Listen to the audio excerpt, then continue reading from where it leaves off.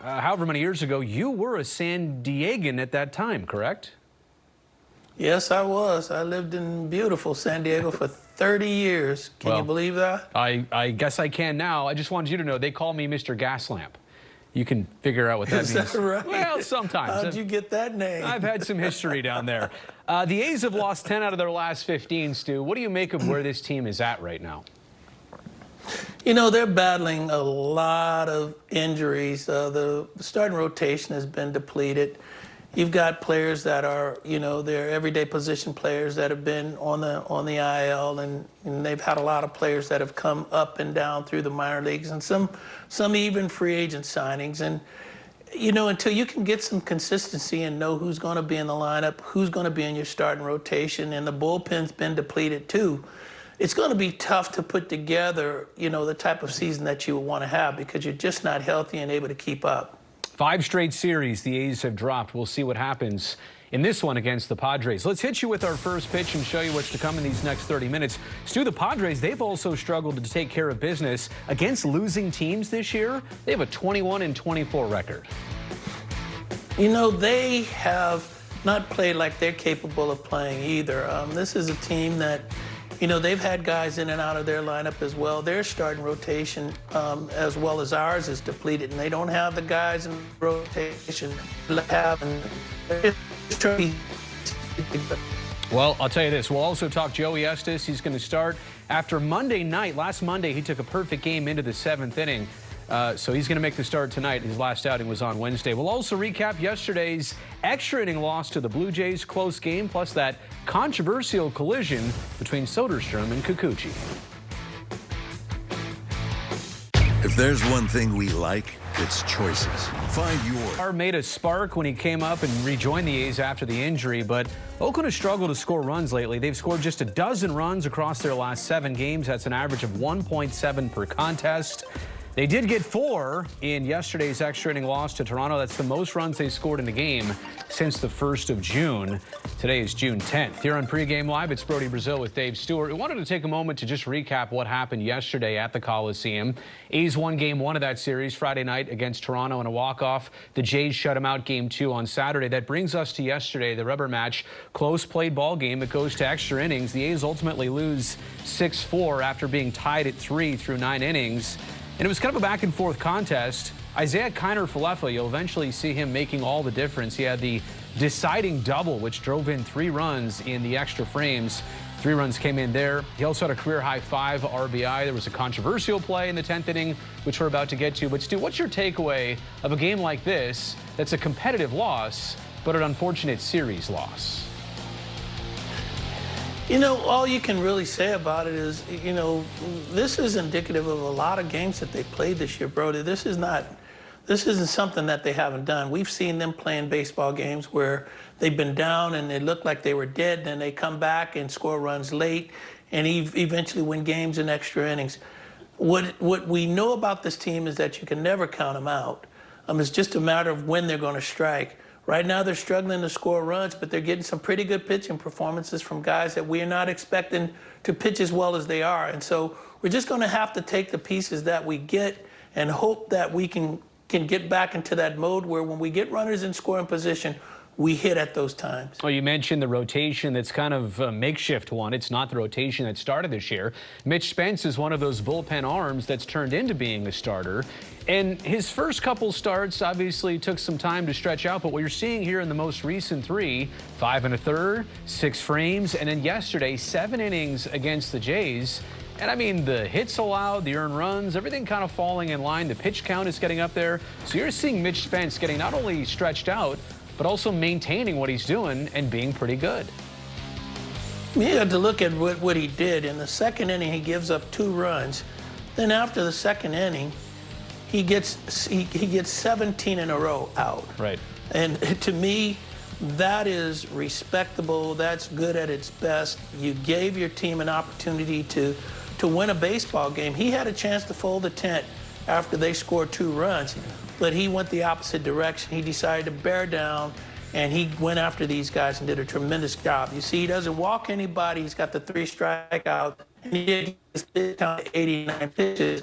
So he's making a play that he belongs in that rotation. Obviously, Spence yesterday and Joey Estes today, it's the same kind of player, somebody who's been given this opportunity. They're trying to make the most out of it. All right, I want to rewind the tape. We're actually going to bust out the telestrator here to break down one play that happened yesterday in extra innings. And you have to understand that the A's had already just surrendered the 6-3 lead to Toronto, and the Jays were looking to add more here. David Schneider pops it up into foul ground. There's Langoliers, but there's Soderstrom, right? He's looking up. He's paying no attention to the dugout. How could he, right? He's just kind of watching the baseball.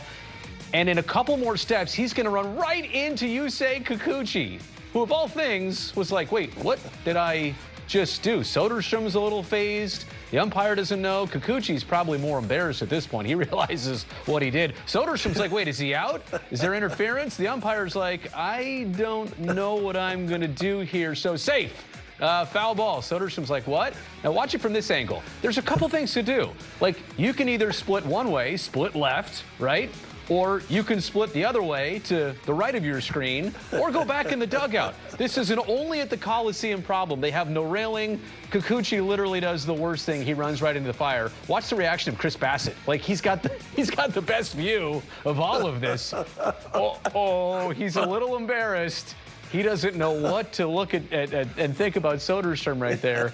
Bassey's like, oh my goodness. What'd you think of that play? That was the craziest thing I ever saw. First of all, I'm trying to figure out why in the hell was Kikuchi running out on the field, first of all. He panicked. I couldn't figure that out. First of all, why are you running out on the field? And then when you run out on the field, I have to say it, man, he looked like he was a linebacker taking out a goddamn running back.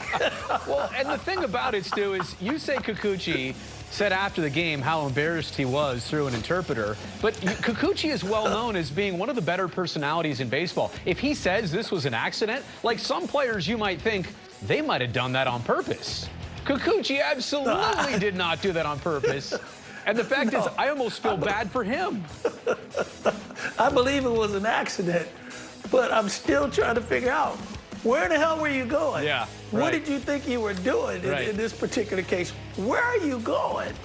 There were three ways he could have gone, like we just showed you. He could have went left, he could have went right, he could have retreated back in the dugout. All of those things would have worked out well. No, he decided to run right into Soderstrom, right into the fire. And again, I mentioned this, it's an only at the Coliseum thing. As far as I know, every other big league ballpark in the country has a railing at the top step of the dugout. The Coliseum doesn't. So it would have prevented him from doing that. Instead, he did that. That's a first for me, Stu. I've never seen that one before at the Coliseum. So. All-time first for me as well. I've never seen that before in baseball. All right, let's get to the A's starting nine for the skipper, Mark Kotsay. This is all presented by Ford.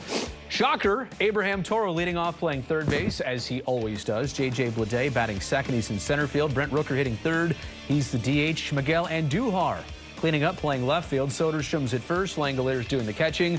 Daz Cameron out there in right field with Geloff at second base. Max Schumann bats ninth and plays shortstop. And Stu, Soderstrom did get a hit in yesterday's game, but overall, things are not going great for him. 4 for 35 across his last 17 games. All of this after going 7 for 22. That's the .318 average in the first 7 games of his call-up. You know, he just hasn't figured it out at the big league level. Last year, he got a call up, and you know, the A's were trying to give him at bats and find places for him to fit into the lineup. And last year, to his, I give this to him last year. It was difficult for them to find at bats for him, and he had far and few at bats between games. If you know what I'm saying. Yeah. This year, he's getting an opportunity to play, and he just hasn't found it yet. He hasn't figured it out at this level. And, you know, what we do know and what we believe is he's got the ability to hit at this level. It's just a matter of when he's going to be able to find it. All right, on that note, we're going to end this segment, take a commercial break, come right back after these messages. Jenny and Dallas join us from the broadcast booth at Petco Park. Plus, we'll look at the star-studded Padres lineup. A's Pregame Live is brought to you by River Rock Casino. Win your share of $100,000 on Saturday, June 29th.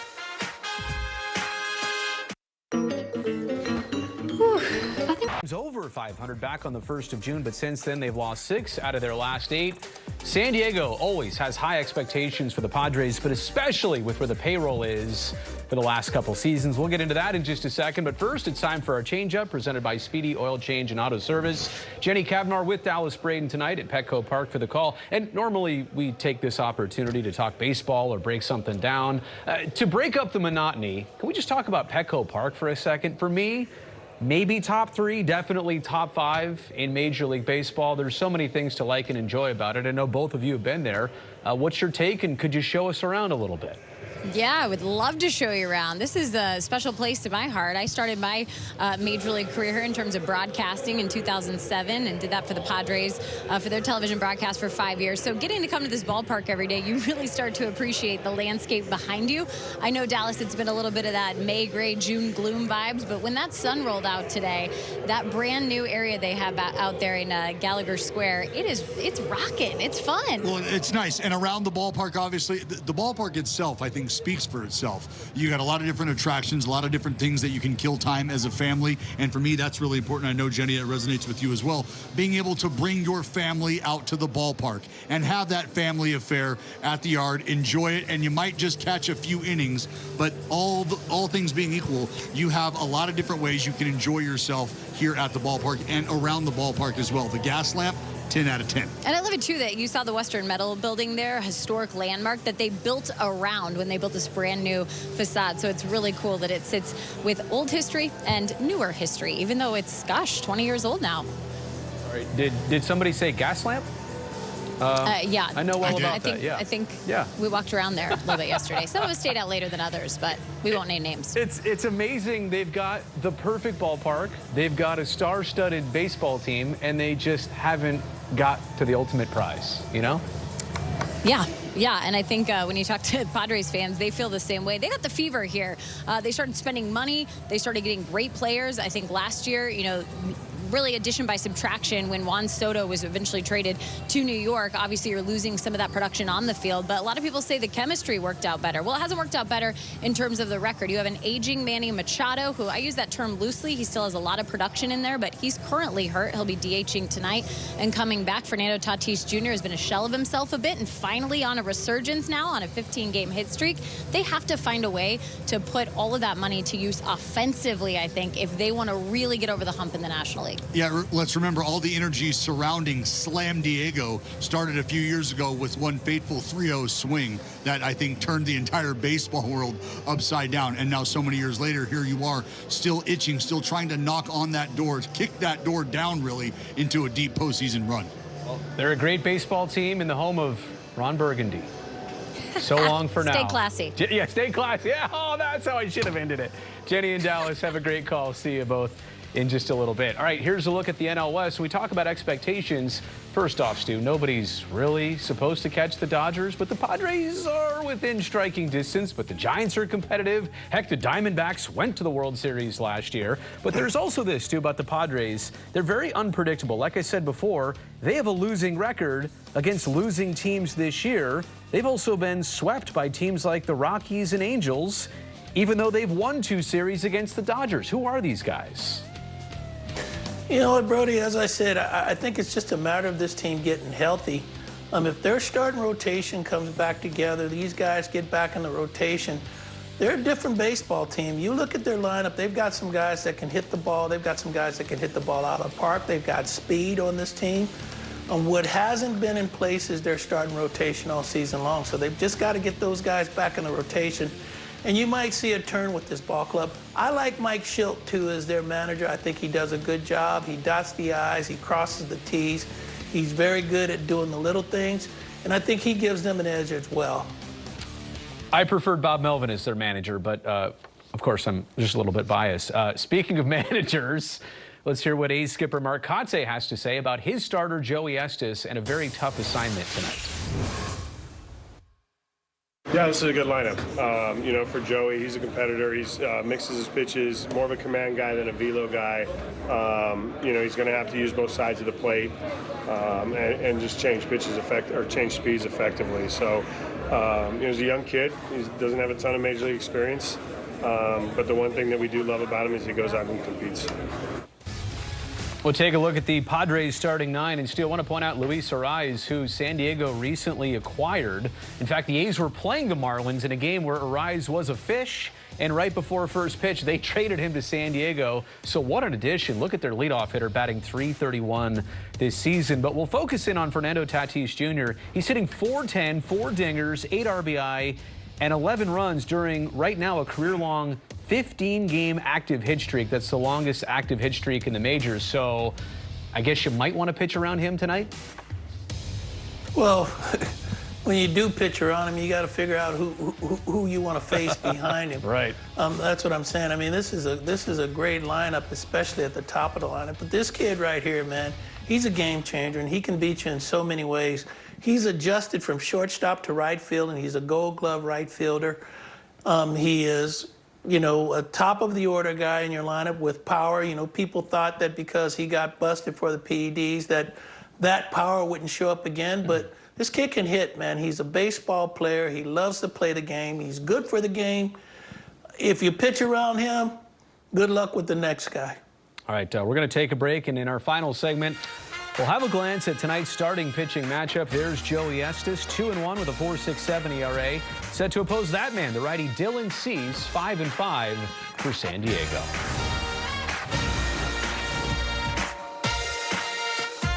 Hi, I'm Ed Harris, proud supporter of DH. Text, last year when San Diego saw the A's, the Padres swept Oakland in their lone series of 2023. And in the process, San Diego outscored the A's 23-6. Here in 2024, well, yesterday, we just had Tim Hudson on the broadcast, and this is what he said about Joey Estes.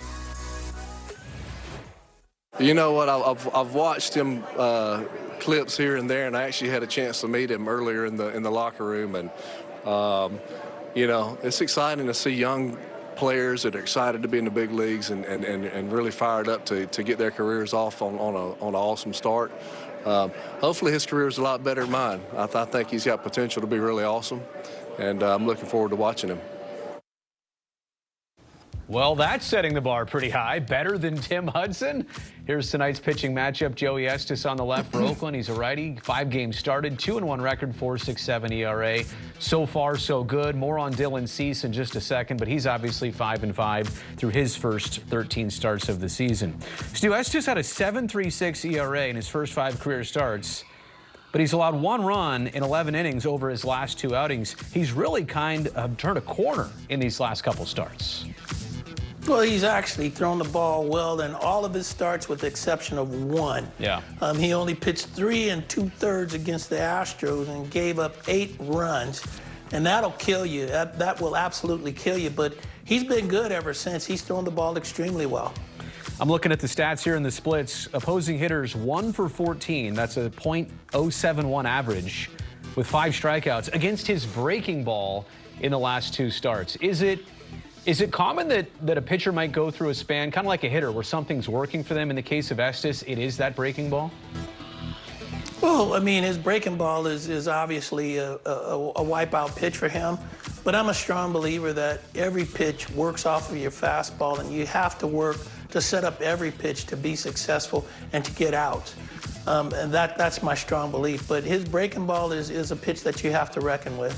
And I realize sometimes it's starter versus starter. I mean, technically, they don't compete one-on-one against each other. But in this case, starter versus the opponent's bats. If you're Joey Estes right now, you know this is going to be one of your more, higher profile starts of the season, looking at who the Padres are and what they can do with the bats? I think it's even more important who he's pitching against. I believe that you show yourself against who you're pitching against. I believe that the Padres team is obviously one of the better offensive teams in the league. Yeah. But at the same time, you know, Dylan Cease on the other side is a tough customer. And so your mindset has to be that you're going to go pitch for him, with him, inning by inning with him. and hope that in the end he's giving up more runs than you. Well, here's two things to point out about Cease. He's looking for his first win at home since, if you can believe it, April 10th. 1-4 at Petco with 5 starts this year, a 4.34 ERA on the home field. And the last time he faced the A's, this was last year, obviously different team with the White Sox, career high 9 runs, 4 1/3 innings pitched. So he's got bad history against the Oakland A's and obviously hasn't won at home in quite some time.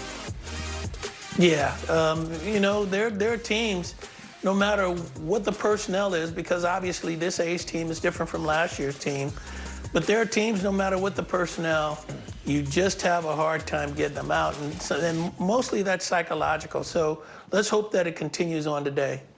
A's are clearly the underdog in this series, Stu. How do you think it shakes out? You know, what we do know is they're going to play good baseball, and they're going to play until the last out. Yeah. And so when things like that happen, there's no telling what the outcome's going to be. Well, it's amazing. The Padres, again, one of the higher payroll teams in baseball. They downsized just a little bit, but their expectations of this group very much still the same. They've changed managers, and they're hoping to make the ultimate playoff push and get that World Series that they've never tasted before in franchise history. Right now, a game under 500. They're wanting to get back to that starting tonight.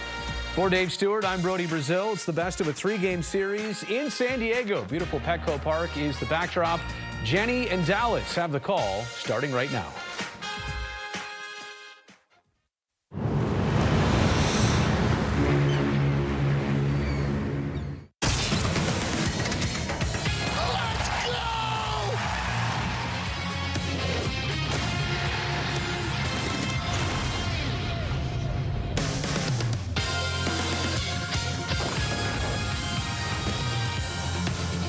June gloom giving it away to some sunshine here in San Diego. The Oakland A's beginning a road trip with stops here and on to Minnesota. But first, the 3-game set, and we'll see how the Oakland A's can travel away from the Coliseum. Jenny Kavnar, Dallas Braden with you. It was a tough extra innings loss to Toronto yesterday. And really, Dallas, you go back the last 5 series, this team has had an opportunity to win, hasn't been able to do that. And a lot of it has to do with their offense. I think back to that game on Saturday in Atlanta. 11 runs scored for the win. Well, they've scored just 12 runs since over 7 games. You got to get the big hit. We talk about trying to build innings offensively, but you have to be able to get the big hit. It's one thing to have guys on base, another thing to cash them in, and it gives the team, really it gives the lineup a completely different complexion. But what you're talking about is that power outage. The offense on that 6-game homestand, just 11 runs scored. 11 runs scored for a team who has to hit the ball out of the ballpark to score runs, and you only hit 3 homers over that 6-game homestand. So I think it stands to reason why you have that lack of offense coupled with the lack of power. Well, when it comes to an interleague schedule this year, the Oakland A's have actually had success, a winning record against National League teams, and now they enter facing the San Diego Padres. They have been up and down and on a roller coaster of their own. You look at this, Dallas, inside their division, of course, the Dodgers lead the NL West. They're 5-3 against a great team like that.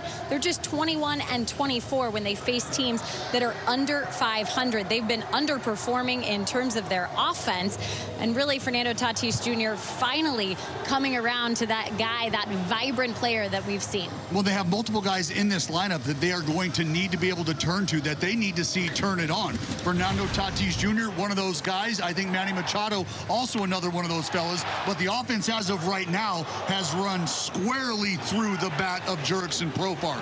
325 average, not bad for a guy who's hitting roughly about 245 or so over the course of his career. And the 76 hits, Jenny, have him well over halfway to his career high of 140 hits in a season. I don't think you had that on your bingo card for Jurickson Profar to be the offensive juggernaut here for the San Diego Padres. Should be fun. They call it America's finest city. We will have a great backdrop here over the next 3 games, interleague style, between the A's and the Padres. Lineup, first pitch, coming your way next.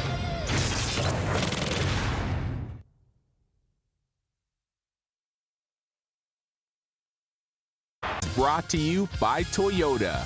Class-leading MPG and more hybrid models than any other brand. Toyota. Let's go places.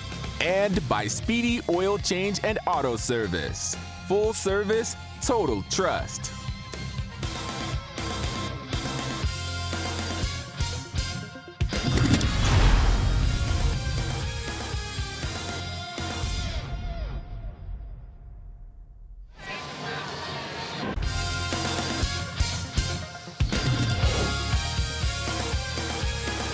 Ready for baseball this Monday evening from San Diego. The Athletics and the Padres will kick off a 3-game set and a road trip here for the Oakland A's. Well, the game time weather is presented by Santa Cruz Beach Boardwalk. And if you were walking around this morning, a little different than this afternoon, and now those clouds creeping back in. 66 degrees, 75% humidity, and a little bit of wind, about 10 miles an hour. But pretty comfy, pretty normal this time of year down here in Southern California.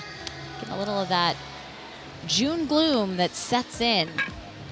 Well, the A's lineup starts off with Abraham Toro at the top. He'll lead it off playing third base today. J.J. Bleday following. Brent Rooker, the DH, hitting .270 to lead all A's. Miguel Andujar will hit cleanup. Then it's Tyler Soderstrom, Shea Langoliers, Daz Cameron, Zach Geloff, and Max Schumann. And it's going to be right-hander on the mound for the San Diego Padres. 14th start of the season for Dylan Cease. Right-hander's outing last time around against the Halos. 6 strong innings, 3 earned runs allowed. A quality start. Maybe not as quality as Dylan Cease would like, but able to get through 6 nonetheless. And I think that's probably one of his better outings over the last 4 or 5 turns, really. Well, here's the defense behind him tonight for the Padres. They're coming off a split against the Arizona Diamondbacks to continue this homestand. Luis Campusano will catch Dylan Cease. It'll be Donovan Solano at the hot corner, Hassan Kim at shortstop, Jake Cronenworth at second base, and Luis Arraez, who they traded for, at first base. Jurickson Profar in left, Jackson Merrill in center field, and Fernando Tatis Jr. in right field. Used to seeing Xander Bogaerts out there on the IL for the San Diego Padres with a left shoulder fracture, so they've had to do a little bit of shuffling, which we've seen the last couple years for them, Dallas, in that infield. Here's a look at Mike Schilt, the manager in his first year here with the Padres, 5th season overall as the manager in Major League Baseball. Had 4 seasons with the Cardinals from 2018 to 21. Spent a couple years in the system, and when Bob Melvin left for the Bay Area and to manage the Giants, Mike Schilt was the internal candidate of choice. Well, you saw the time spent in St. Louis for Schilt. And I think what's cool is Johnny Dosco, our man on the radio, came across Schilt this afternoon, and Mike Schilt said, "Hey, so talk to me, tell me your story, huh?" He knew the story. He knew the grind to get here. But I think a couple guys who understand what it's like to pay your dues, yeah, kind of wear it in the minor leagues and finally get to the big leagues and get the opportunity. 2-2 for Toro, who just held up. Boy, hit the brakes. Yep. Nay, nay.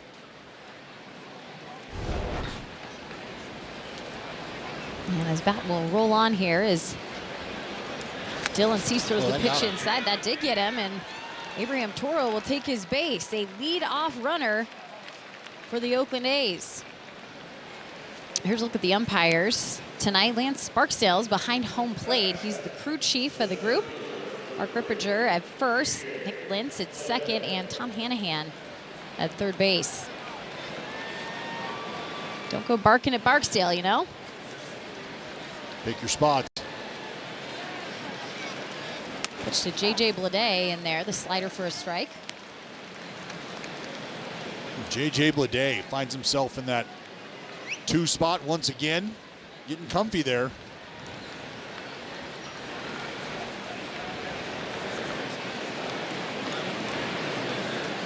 And the top of Mark Kotze's order has been solidified, of course, with Bleday doing a bit of the moving around, but you're right, that 2 spot, nice and comfy.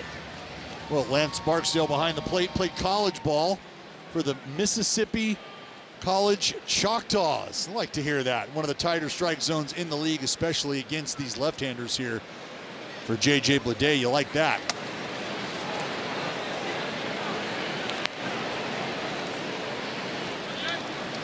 And with Campusano behind the plate against J.J. Bleday, the left-hander, you might see him really start to try to dress pitches up on the inside part of the portion, or inside portion of the plate, excuse me. 2-2 now. Dylan Cease's got that high velocity fastball. And that serves him well, but it's that slider that has really served him well. And that's the plan of attack. Heavy fastball, heavy slider. That's fouled off.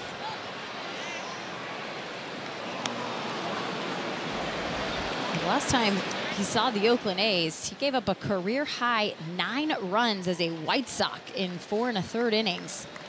8 of those were earned, 5 walks. I saw him out of the zone, and right there in the zone, catching it at the bottom, and the strikeout for J.J. Bleday. 96 locks up J.J. Bleday. And you can see the good angle on the fastball from Dylan Cease. Just kind of exploding through that lower inner third. We'll bring up the DH and Brent Rooker. Brent Rooker, the former San Diego Padre. Just lasted not too long, just a couple of games in 2022, 2 to be exact. 0 for 7.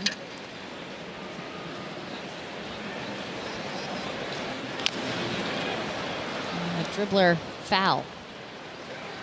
Well, for Cease, we talked about the slider and what kind of a weapon that is for him. If he can establish the fastball, I think that slider becomes even better. StatCast, powered by Google Cloud, gives us a peek inside the toolbox of Dylan Cease. That 4-seamer and slider at the top of the offerings.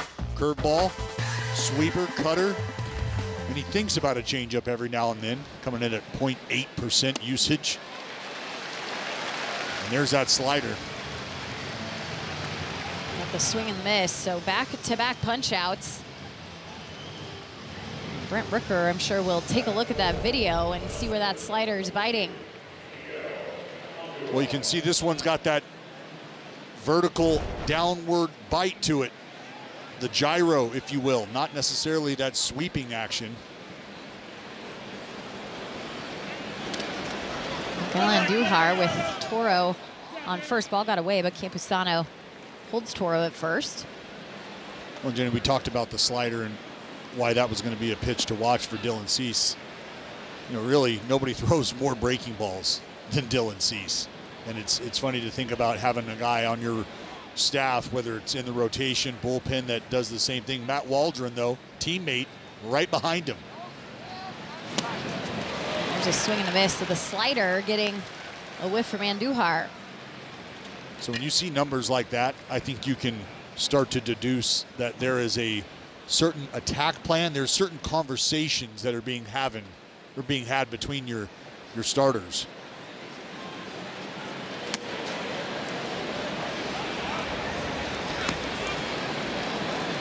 I think in a day and age where you're talking about guys being able to compete in the strike zone with just raw stuff, being able to spin breaking balls, high velocity breaking balls in the zone.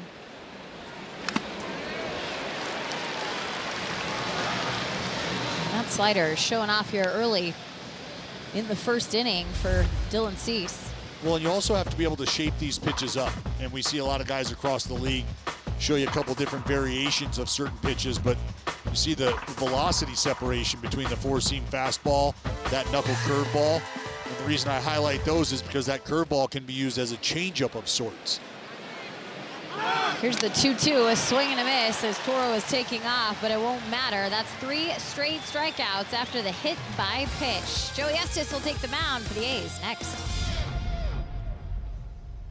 Of the first, and time for Joey Estes and his 8th career start. Here's the lineup he's going to face for the first time in his career for the San Diego Padres. Luis Arraez leads it off, the batting champ in both the American League and National League. Fernando Tatis Jr. has a 15-game hit streak. Roland Jerks and Profar. Jake Cronenworth hits cleanup. Manny Machado back in the lineup. He's been dealing with a hip situation. He's the DH today. Donovan Solano, Jackson Merrill, Ha-Seong Kim, and Luis Campusano. Joey Estes, a little foreign first start for him in California, not at the Coliseum, and the first pitch outside to Luis Arraez.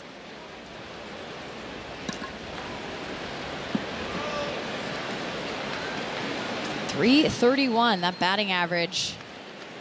Looking right on par for what Luis Arraez does. Well, and it's Arias and Estes hooking up right now. Joey Estes, 6th start of the season for the right-hander, coming off, which is undoubtedly his best outing in the big leagues thus far. Remember, carried that perfect game into the 7th inning. And there's a hit towards left field as Andujar will put his glove up, and one gone. Here's a look at the defense for the Oakland A's. Joining Andujar in the outfield, J.J. Bleday in center. Daz Cameron getting a start in right field. Abraham Toro, Max Schumann, Zach Geloff, Tyler Soderstrom from 3rd to 1st, and Shea Langoliers doing the catching. Pretty cool for Daz to be out in the outfield. The place his dad roamed here. And speaking of roaming here, Mark Kotsay did some of that as a former Padre. 2 different stints for him in the early 2000s, and then again at the end of his career in 2012 and 2013. So for Mark Kotsay, got to play at Qualcomm, the old Jack Murphy Stadium, and also right here at Petco, and of course Dallas. Home game, right? Popped up for Fernando Tatis Jr. Soderstrom will call for it, make the catch in fair territory, 2 gone. Well, let's take you back to that outing for Joey Estes, where he was absolutely dominant. Sunk the ship of the Mariners, did Joey Estes. And a lot of it, I think, had to do with just the way the baseball was coming out of the hand of Joey Estes, because it was coming out hot. Was able to ratchet up the velocity about a 1.5 miles or so. Typically you see Joe around 92, 94, maybe touch a 95 here and there, but we saw quite a few of those. But I mean, it was just attack, attack, attack. And now attacking a Profar here, 0-2. Those last 2 outings compared to his first 3, he has settled in nicely into this rotation, given an opportunity from injuries.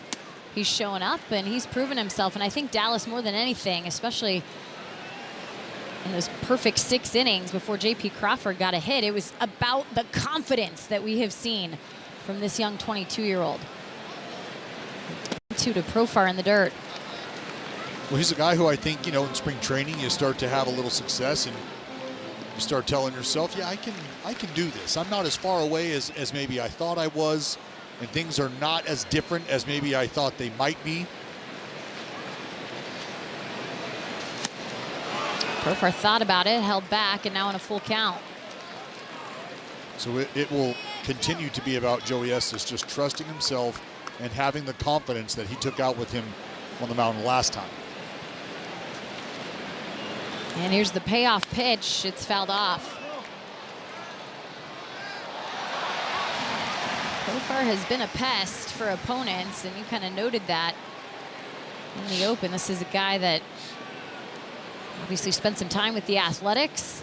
Saw him in the National League last year, moving from the Padres to the Rockies, and then back to San Diego, where he's made a big difference. And here earns a 2-out walk.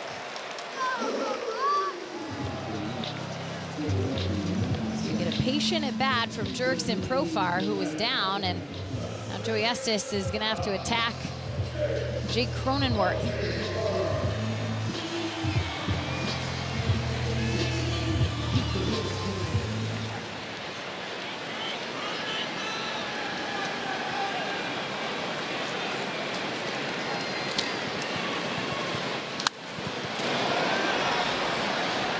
Kind of mentioned earlier that merry-go-round, if you will, for the Padres and their infield defense, and having to kind of figure some things out. I think the heart and soul of that, it's been Jake Cronenworth, who's had to do a lot of the moving.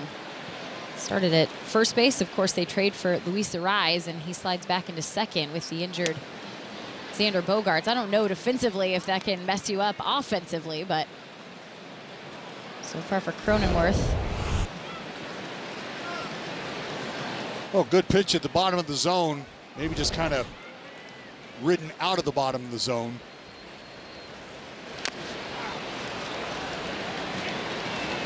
You know, we see guys, and it's been talked about for the last few years as we've watched the mechanics behind the plate change for guys, but with the emphasis on trying to take care of the ball at the bottom of the strike zone. I think you can understand why you might see some frustration when guys are able to make pitches in that area, but then, you know, maybe it's a runner who might take off where catcher has to snap back, quick exchange, get ready to throw, where, you know, you don't get the benefit of the doubt. You just don't get the call. Sometimes catchers can give you the strike, and sometimes, unfortunately, it gets taken away. That was close as well. Well, that's a good example where, you know, Shea, with a strike, does a really good job of not only going up top, but you can see him kind of bring that ball and present it, give Lance Barksdale a good long look, but to no avail. Here's the 2-2, and that's outside. Another full count coming for Joey Estes. So you were sitting here at 9 pitches with a 2-2 count on Jerks and Profar, and all of a sudden now deep into the count.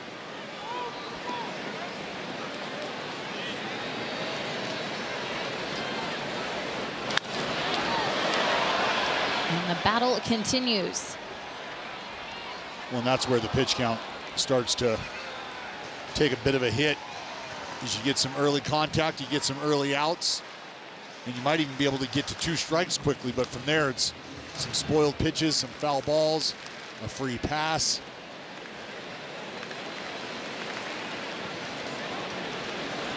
Three-2 again. That one's out towards center field. J.J. Bleday will jog over to his left and make the catch. The walk left on base, and it's scoreless after 1. Welcome back. No score here as we go to the second. Time now for our Nissan keys to the game. Cease and desist the slider. It has been a weapon for Dylan Cease. We're talking about a pitch with a whiff rate around 45%. You got to take care of that pitch from Dylan Cease, and don't be afraid to flex your muscle.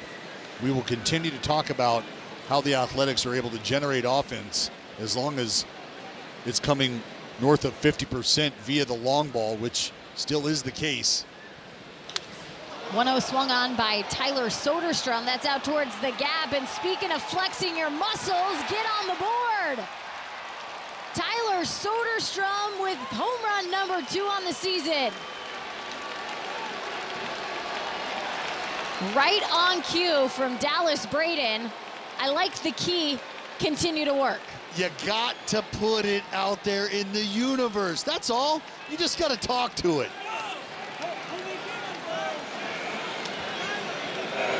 I mean, quite literally, as I was talking, Sodi shows you exactly what we mean. Playing with the lead and following it up. A hit from Shea Langoliers. Hot off the bat. Back-to-back hits. Well, let's take a look at the long ball from Sodi. You need offense, you need power. Enter Sodi, 95, enter third. Barreled.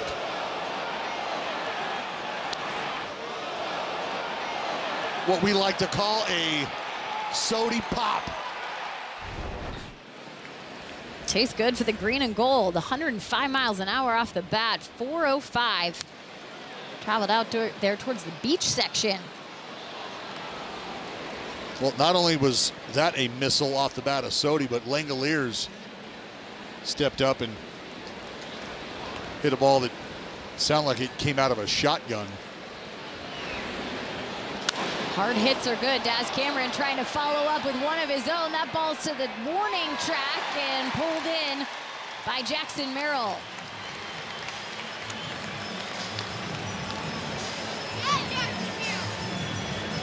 Cameron gave it a ride, but...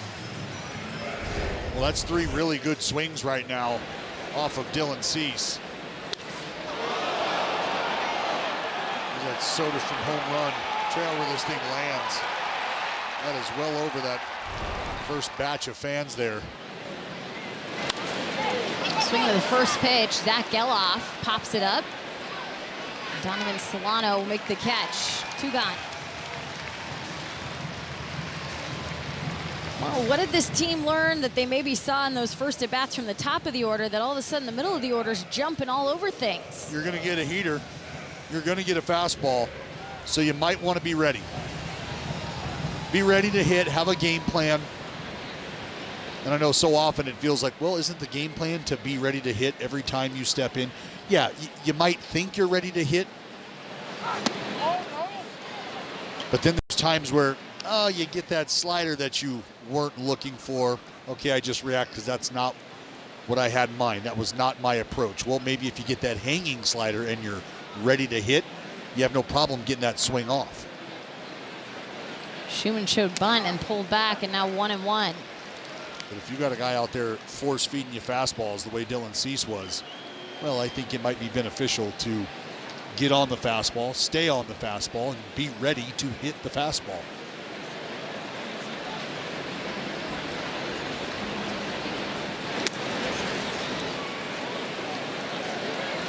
Now these at-bats, hard to be patient, I'm sure, if you're Max Schumann and you just saw a couple of guys fired off. Obviously the homer, you saw Shea Langoliers with the single.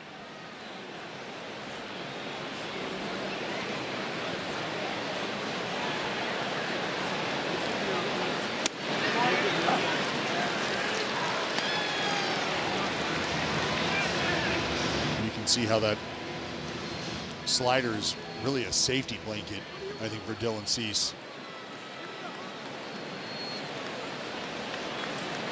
Joey Estes looking on now. He'll head back out with the lead. Campusano keeps it in front of him, and that keeps Langoliers at first. You see Campusano letting him know, hey, go across 3-2. Runner's going to be off with the pitch. Take it the long way.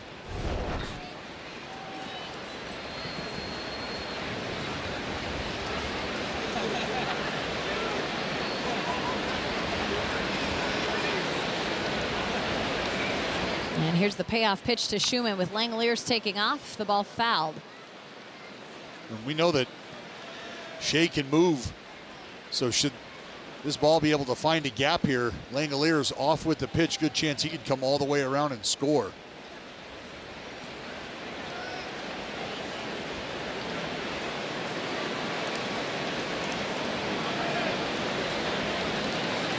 Timeout called from Schumann, so he'll step out of the box and reset. I like it. Play the cat and mouse game. Well, he's just, you're going to make Dylan Cease hit on your time. The full count and fouled off again. Well, Langoliers getting his steps in over there at first base.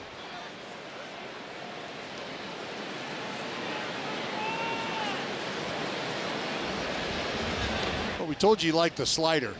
That was about 5 straight. Broken up by 1 fastball, then back to the slide piece.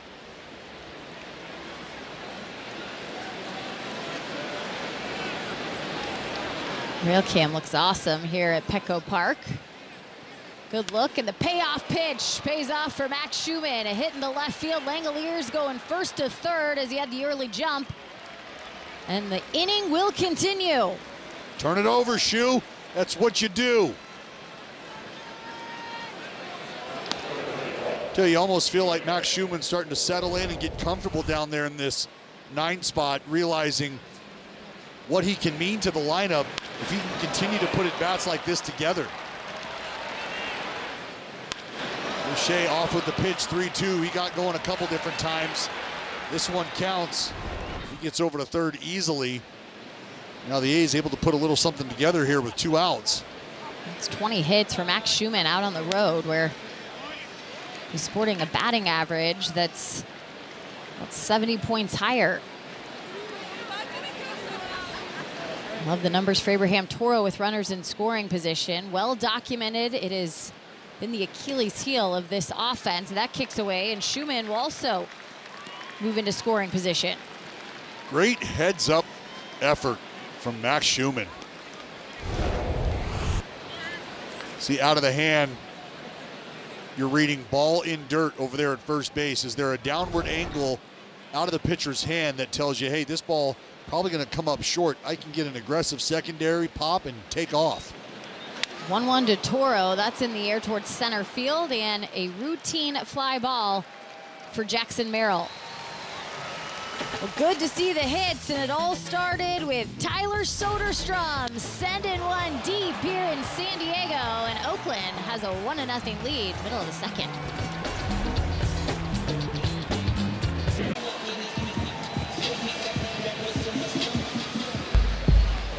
Look at downtown San Diego. It's a 1-0. Oakland with the lead off a Tyler Soderstrom homer, and now back to work for Joey Estes. Middle of the order, leading off the second here, Manny Machado. Let's look at Soderstrom. That feels good. The contribution early. Give your team a lead. Let's see what Joey Estes can do to hold down the Padres. Well, for Sodi, I think that's all he wants to do is be able to make that impact early, and I think get back to, you know, becoming the big leaguer I think we all know he can be.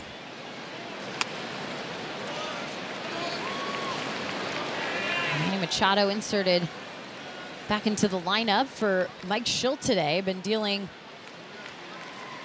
with the hip issues. They're going to start him DHing. He said before the game, Schilt did, that clearly passed all the tests that he can run on the bases, or they wouldn't feel confident putting him in the lineup. But might be a position in terms of the DH that you see him in for a little bit to get more confident and not have to be out on your feet in the field.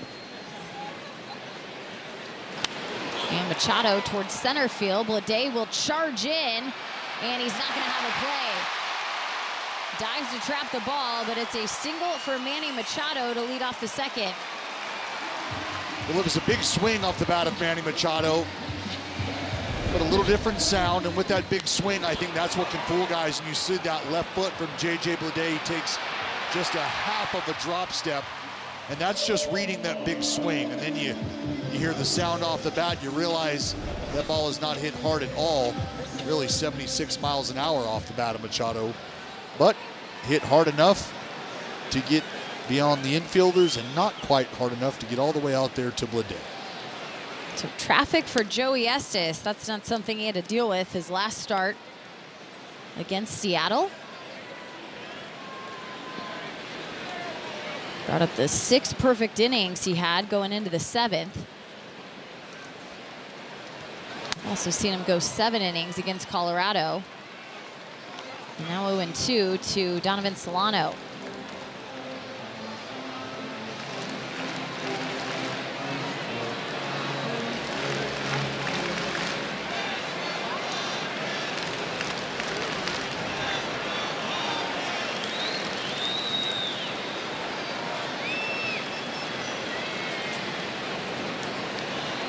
Here's the 0-2 and a swing and a miss. The first strikeout of the night for Joey Estes. Well, and you know that slider's got some hair on it. If you get a man that goes by the name Donnie Barrels to swing and miss. Started that slider just on the outer third, able to work it off. Solano just running out of baseball bat. And that'll bring up Jackson Merrill, the 27th overall pick in 2021. This is a guy that climbed his way quickly through the minor leagues. I mean, you look just at last year, he started in high A, Dallas. You're going, okay. Yeah. About 14 months ago, he was playing high A. Not playing at the highest level here in the big leagues. Did find it interesting all offseason, talking about the top prospects in baseball. Jackson Merrill, Jackson Churio, Jackson Holiday. What was going on with the name Jackson about 21 years ago? Pretty popular. So he's batting average at home, though. He's had a hard time here, and that's foul. Yeah, just 212 here at the friendly confines, but things have worked out a little better on the road. 327 for the left-hander, and you know, I think you're, as Padres fans, starting to watch him just build the game a bit. Go back over the weekend. Saturday had his first multi-extra base hit game of his young career.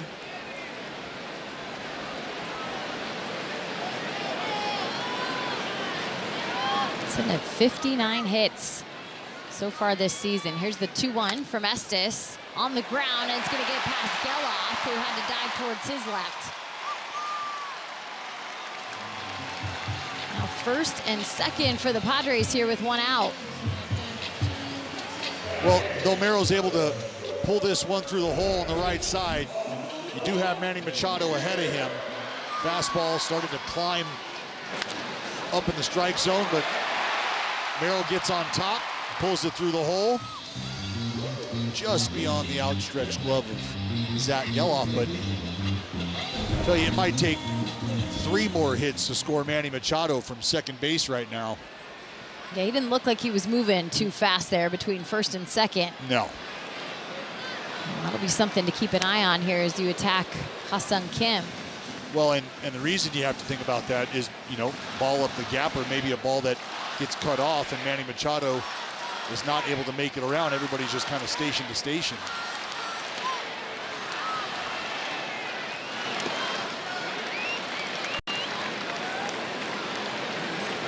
Padres are coming off a weekend against their NL West foes in the Diamondbacks. They ended up splitting those games, outscoring the Diamondbacks 29-17, and that's because the 2 victories they had sandwiched in game 2 and 3, they scored 10+ runs both of those games.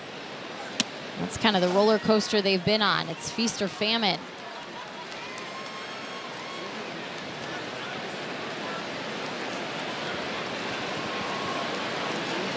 Well, even with a sub-500 record, sitting in that second slot in the wild card.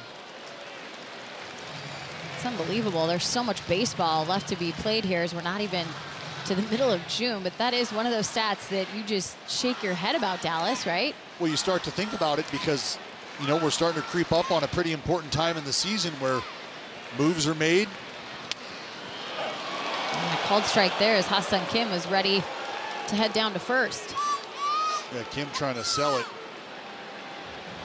Get back to the box in time. He's ready to rock. I mean, that's 91 painted at the bottom. And he will walk on the full count out of the zone. So bases will be loaded here with just one out for Joey Estes. Well, that'll bring out Scott Emerson.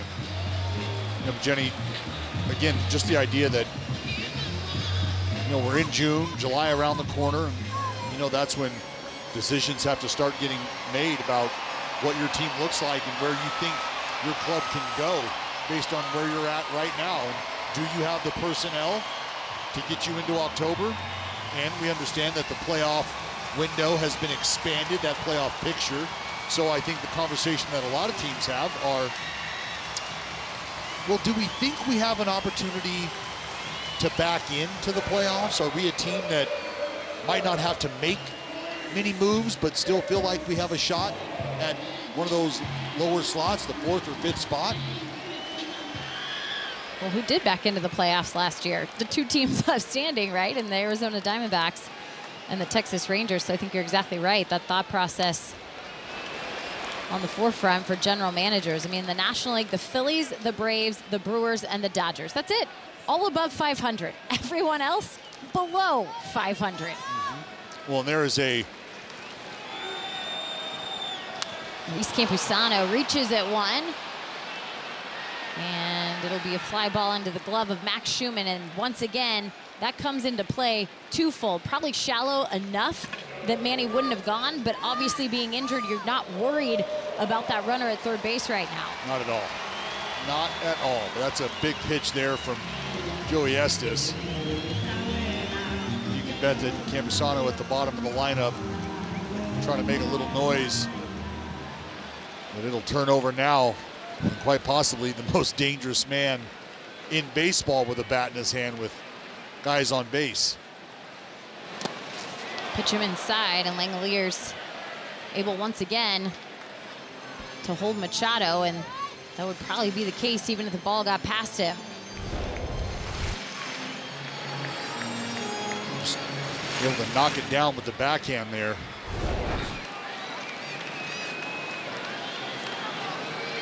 These are those moments for the 22-year-old where you really see that confidence come into play. One of the best professional hitters in the game. Bases loaded, 2 outs, and he attacks him there in the zone. Well, bases loaded. Rise hitting over 400. He does have a long ball. He's 2 for 5 this season, 5 RBI.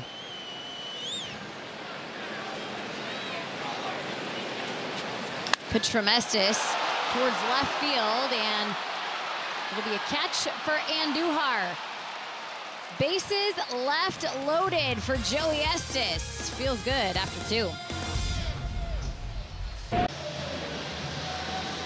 Time now for the Blue Moon Bright Spot, and when you look at extra base hit leaders in the American League, you will find the Athletics' J.J. Bleday on the board. 30 of his 56 hits have been for extra bases, of course leading the team with 18 doubles, just trying to bunt there for a base hit too. Love to see that. I mean, you haven't seen a ton of that from the A's lineup, and I think especially J.J. Bleday, who's being given the left side right now. But Aaron Judge planted firmly at the top, 46 extra base hits, which is just incredible. And that's on the ground. To first base, Luis Arraez will race to the bag, 1 gone. That is incredible. I think Aaron Judge, as slow of a start as he had, all of a sudden he turned it on, didn't he? Yeah, I'd say it's safe to say that Arson Judge has lit the league on fire. He absolutely did. Absolutely did. That's the Bay Area, a team that courted him in the San Francisco Giants when he was a free agent, and just, you know, dropping some balls into the Bay. So this is what you could have had. Could have had me. Uh-huh.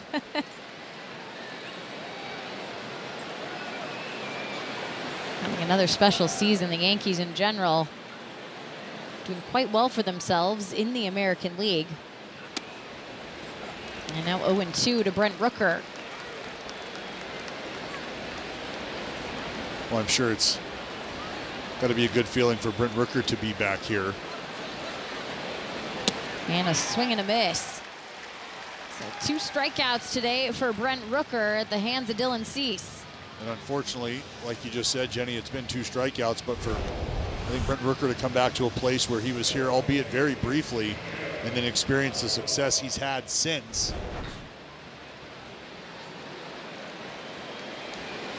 The launching pad, right? And, you know, sometimes it's just a matter of showing up in a place, things don't go well for you. Maybe you're squeezed out, it's a numbers game, whatever. There's a list of reasons why it cannot work out. But once it does,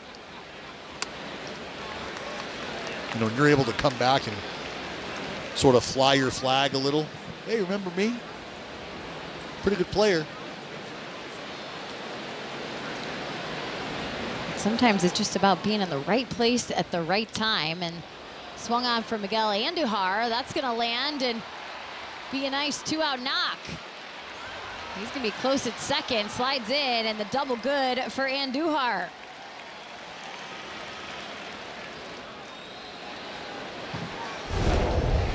A little 2-out double here to keep things going. Breaking ball that hangs at the top of the zone. And Andujar just so good with his hands. Remember when he got in a little slump? It's laughable because all he did since he's, you know, come off of his injuries, hit some more. A few offers, and that batting average at .309, of course, not qualified in terms of standings for statistics, but Andujar has continued to do his job. Well, Sodi at the dish now. You remember the second inning. Later. Sodi would swat that out to right center. Give the Athletics an early lead. Backed up and head to the beach. 1-2 now. And a great take.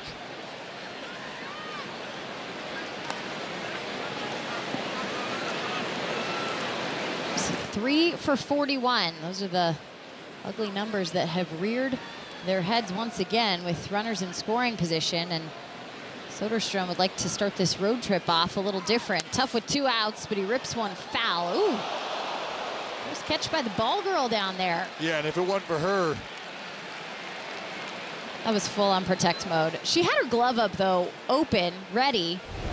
Well, if she doesn't knock that down, we might have mouth-to-mouth resuscitation going on out there. I don't know if he was going to be able to just wear that one and walk away as easily. Man.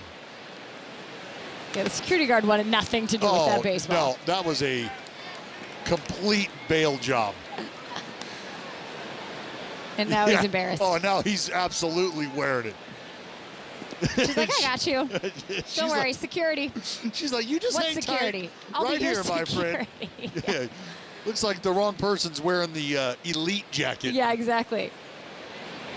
There's pitch 50, and that's outside from Dylan C. So now a full count for Tyler Soderstrom.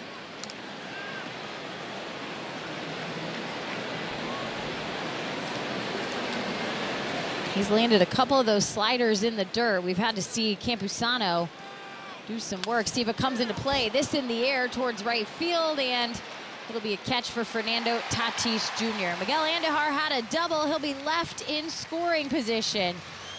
But you must protect this house. When duty calls, you respond. The ball girl saving the security guard. 1-0 Oakland.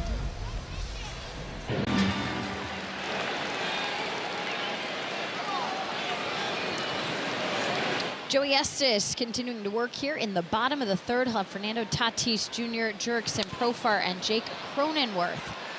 This ball getting out of play for Fernando Tatis Jr., who apparently wakes up ready to hit now.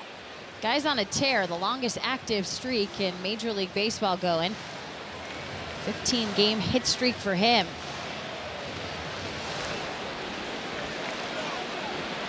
Well, with Profar providing so much of the offense as of late, it's nice to see Tatis Jr., I think, start to come along and join the fray.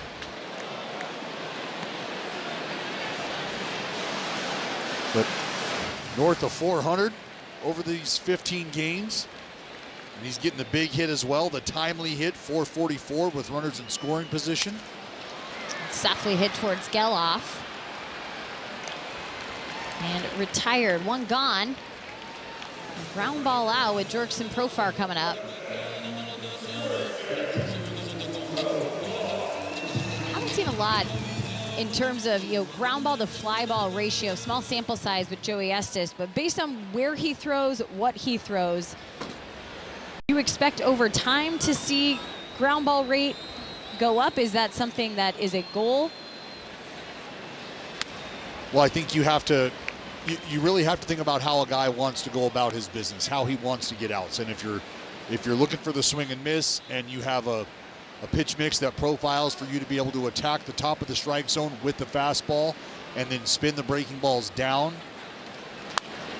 I think you can start to understand why, maybe just with that fastball up top, you start to fill up that fly ball category because you're attacking in the top of the strike zone. And then maybe with the curveball, the idea that guys might be able to, get underneath that and kind of pop that up.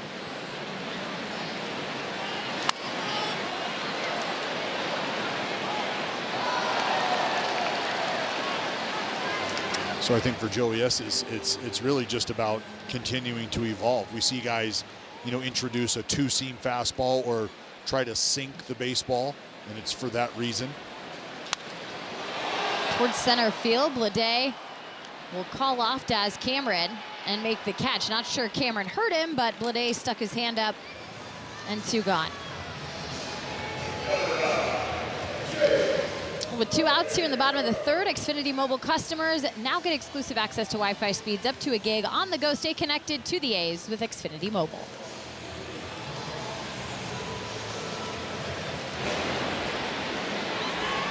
Bring up Jake Cronenworth. He flew out to center field in the first inning.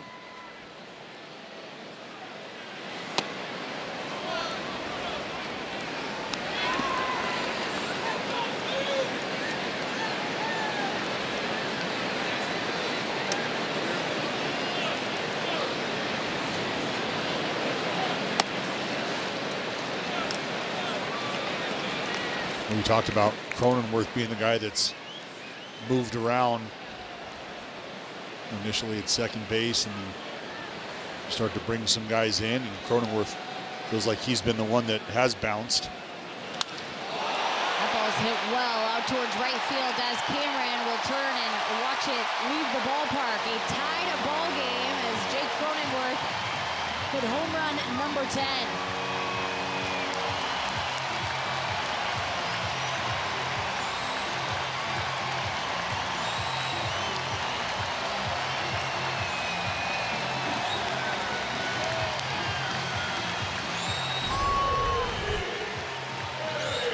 Fastball that just starts to creep back over. Cronenworth knew it off the bat. That was not cheap. All evened up. Resets the ball game here for Manny Machado.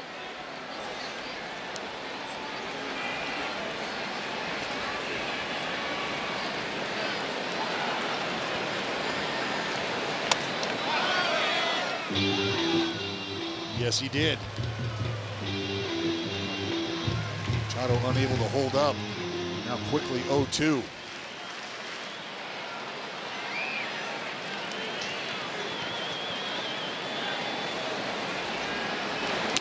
That's outside.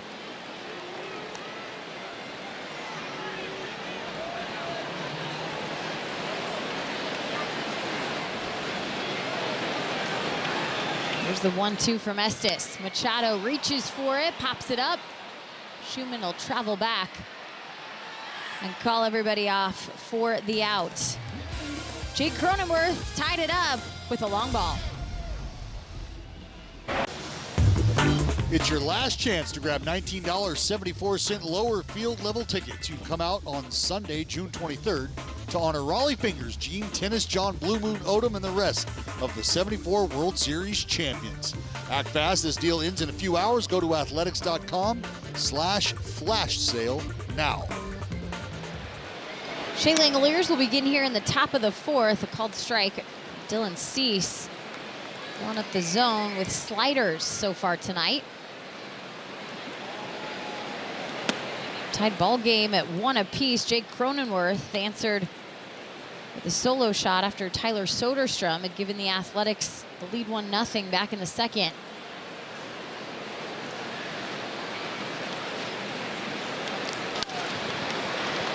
It's popped up, heading towards foul territory, and it's going to end up in the seats.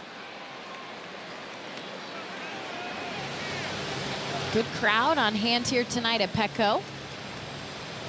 Well, great crowd here inside the stadium. Obviously, you've got great shots of outside the ballpark. But we've talked about the family-friendly environment here and out and beyond center field. You've got that grass berm, that open area where folks are picnicking. On the ground to the left side. What a play from Donovan Solano. Can he connect on the other end? He does. Rice stretched out and able to get it in time. So the 5-3 is one gone here in the top of the fourth. Well, plays like this make it a little easier to pencil old Donnie Barrels in there and keep Manny in that DH spot. I mean, that is a heck of a play by Donovan Solano. Ranging to his left, spinning, and you got to fire a strike all at the same time. I think when the universal rules went in for the designated hitter, you knew long-term you were going to see Manny Machado probably move into that role more, but you're right. That's hard to replace a name like that and defense like that at the hot corner. Well, I think that DH spot, much like the bullpen, was reserved for guys who were not able to iron things out as far as starting routines would go. Can we find a place for you in the bullpen? Maybe a left-hander who might not quite have the fuzz left on it. He might find himself matching up against left-handers. And I think for hitters, that DH spot serves that landing spot where, it's not quite the boneyard, but if you're somebody who is probably more of a defensive liability, as opposed to somebody who has defensive viability, there's a good chance you're going to see that DH spot. 1-2 now to Daz Cameron. Pitch from Cease in there, and he strikes him out on a knuckle curve. So a rare pitch that we see from his repertoire, and Daz Cameron goes down looking. Well, and you can see that really almost true 12-6. I think Daz Cameron, you see it up out of the hand, and you can see him kind of shaking his head, but it did not have that sweeping action, that horizontal movement. And there's another one.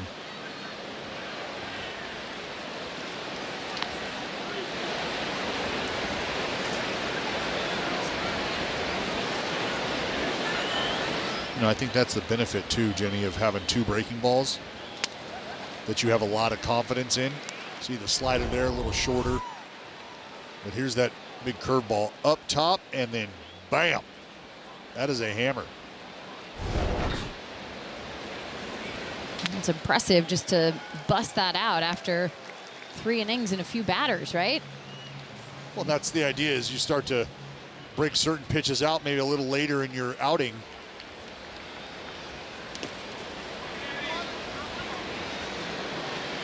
As you think about it, Daz Cameron, maybe one of the first ones to see that pitch in that spot. And here we are, the 4th inning, and that's to the 7th slot in this lineup.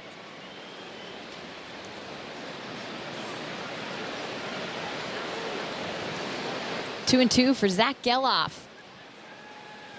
Popped up to Solano. This one on the ground to Solano. It's going to be a long throw across the diamond, and Geloff's speed beats it out.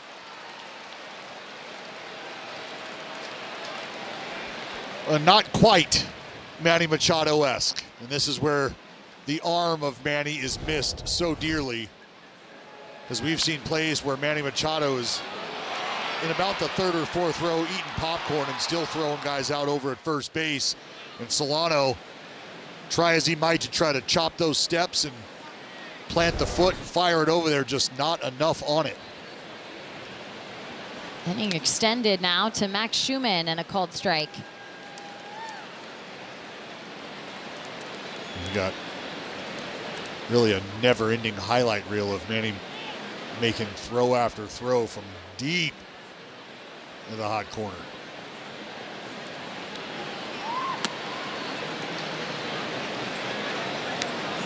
Gold Glove saw his talents for all those years, of course, with the Orioles, and here in San Diego, they've become accustomed to the web gems they get to watch. Both the Gold Gloves won in the American League.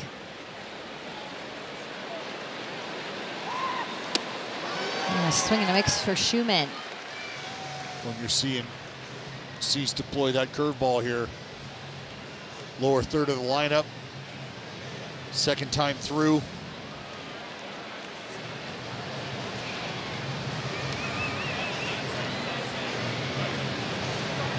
You see Schumann just talking, man, I just don't think that's a strike. He's going to take his time to reset.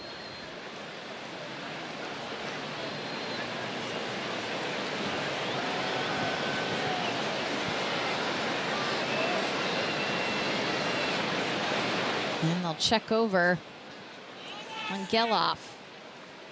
So a little more time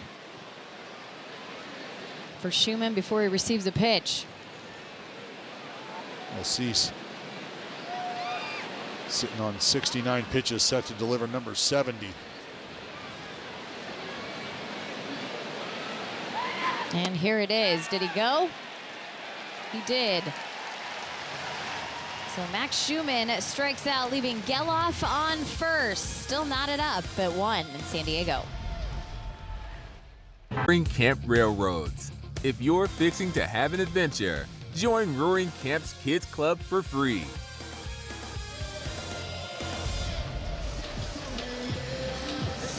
All tied up at 1, bottom of the 4th here in San Diego. What a beautiful sunset down by the beach. Got some good baseball going on at Petco Park in the Gaslamp District. Joey Estes, the Palmdale native, grew up about 120 miles from here in San Diego. Now working towards the bottom of the order, Solano, Merrill, and Kim.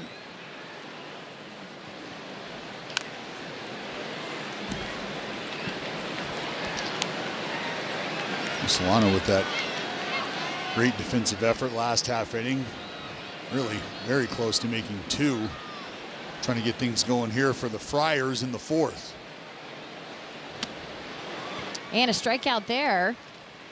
Number 2 for Joey Estes, and Solano has been the victim for both. We'll keep that slider away. Pretty simple recipe here for Joey Estes. As you said, Jenny, that's twice now. Solano's been sat down on the slide piece. Now he'll face Jackson Merrill. Had a single. One of the 3 hits for the Padres. Well, it's interesting. We saw that knuckle curve from Dylan Cease. Second time through the lower third of the lineup. And that's going to be a fair ball. Bounces just inside the line, and Jackson Merrill is going to head for second. Bounces off the carom there. And Andujar will just toss it in. That'll be a double, obviously, in the box score, but very different when you watch it off the bat. Yep, stay inside of it far enough. And you can see the reaction from Jackson Merrill. He thought that ball was maybe going to pop up, but instead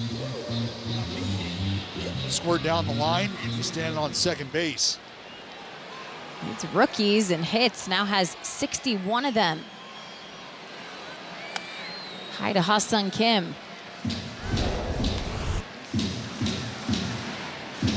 I don't know.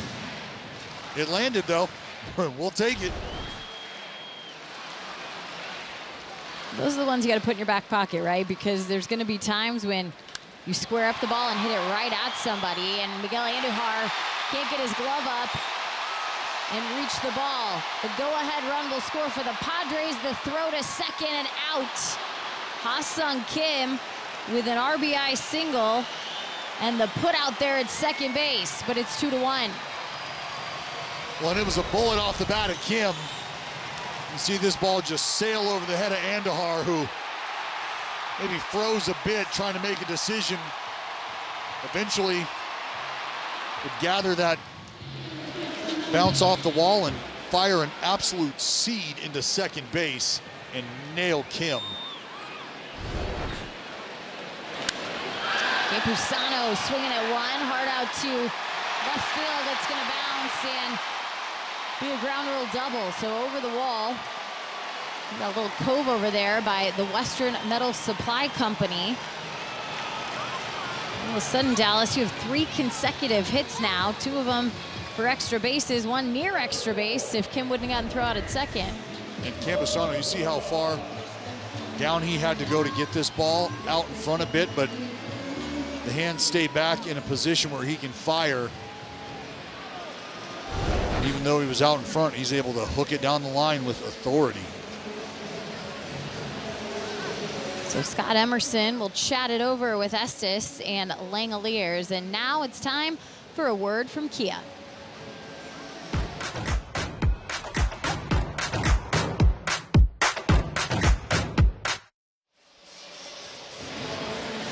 So talking it over, 64 pitches here, a 2-1 ball game. Runner on second and 2 outs in the bottom of the 4th. Again, a very different situation than we just saw him in against the Seattle Mariners.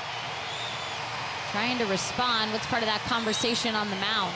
Well, again, I think in moments like this, it's just about settling things down, but then understanding, you know, with Arias, you might say, hey, feel free to attack. Like you've already got 2 strikes on him and see if he's going to expand. But, I mean, the way Arias just took that first pitch changeup there, I think at times can make you uncomfortable. You can see the eyes of Arias just sort of scanning. Arias goes up with a game plan, definitely knows exactly what he's looking for. And on the 0-1, fires off, and not an 0-2 on the foul ball. Oh, how about that? You need a quick little tee work. Arias just discharged as chewing gum and then hit it about 300 feet. Anything will work. Round object. Go too high, and saw Rise kind of pound his hips. Well, maybe lunging just a bit. That strikeout rate, 5.8%, lowest in baseball. How about the quick pitch? You can see Arias. Okay. All right, I see you working.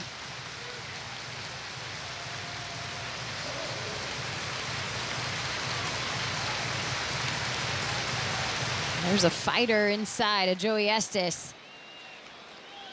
And you want to see it come out in this moment. He was able to get Rise to fly out with bases loaded back in the second. Can he end him here right at Tyler Soderstrom? Line drive out will do. Rise now 0 for 3 on the day, but it is 2-1 Padres as they gain the lead.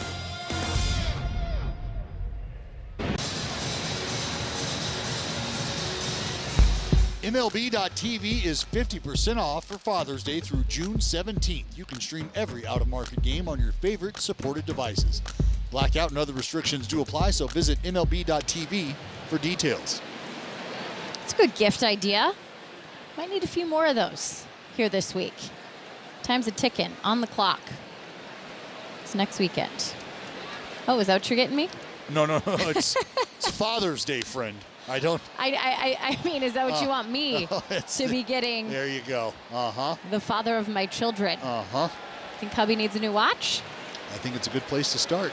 I think you might be the one to purchase that. Might be in your wheelhouse. Just wouldn't mean the same. 1-1 to Abraham Toro, and a called strike on the four-seamer. We've seen Dylan Cease heavy on the four-seam, heavy on the slider, and started to bust out that knuckle curve last go-around. This one on the ground. And Cronenworth over to a Rise, one gone.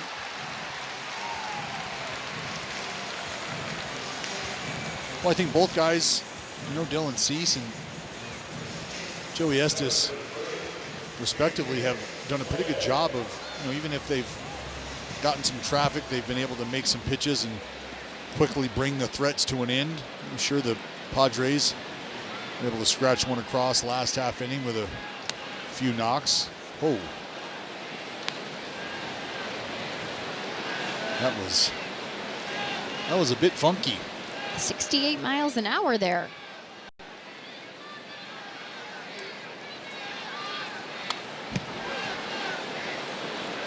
How about that for changing it up? 68 to 97. Sure. Just a 30-mile-an-hour difference.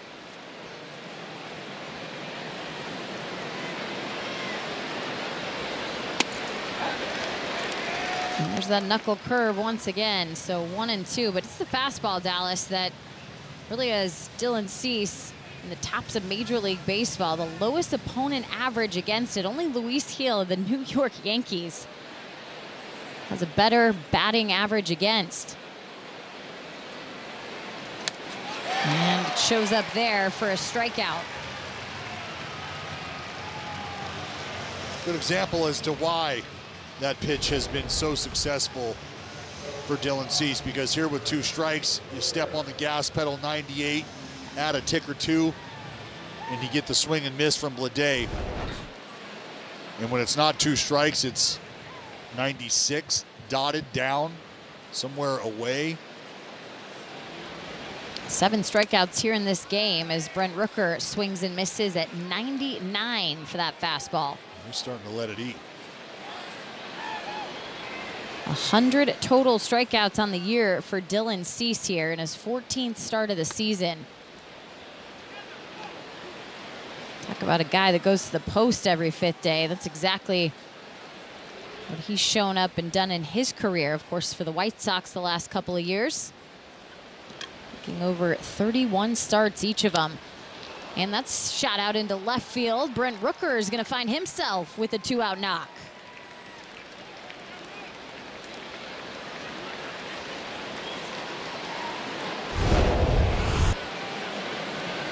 Well, you can see it's a little, not even really sure what that was. At 91 miles an hour, you wonder, is he trying to cut it a bit? Just not quite sure. And it looked like a backup slider. Now 4 of the 6 hits for the A's have come with 2 outs.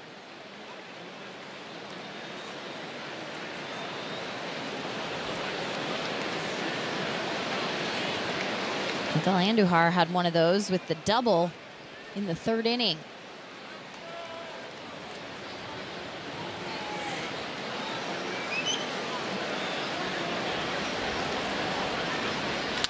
Oh, 1, and that's going to go right up the middle.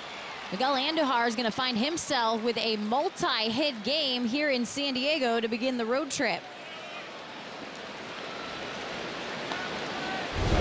Well, able to keep things going here in the 5th.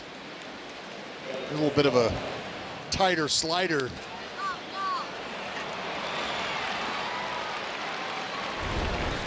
Hard ground ball right back up through the middle. We'll come out now and have a chat. We'll probably get some folks limbering up out in that San Diego Padre bullpen. Ruben Yebla will come out, the pitching coach. Have that conversation with the infield and with Cease. You're sitting at 83 pitches here, Dallas. This is a guy that can go over 100. Had some traffic. What are your expectations here? Well, again, this is just a catch your breath type of moment. See Solano and Kim not too terribly interested in what's going on the mound. They're like the class clowns in the back of story time. Well, they got their own conversation going on. They know what's going on with Cease. Yeah, they're telling him to throw a strike and, you know, let us play behind him, whatever. Got it. Back to the jokes. Uh-huh. Ha-Seong Kim just seems like one of the guys on that Padres team that I would love to sit there for coffee, for lunch. He just seems like he's always having fun. Well, you watch him move around before the ball game, and that's exactly it. He is having a blast. Cracking everybody up. And there's a first pitch strike to Tyler Soderstrom. So seeing that velocity consistently now in the 98-99 region.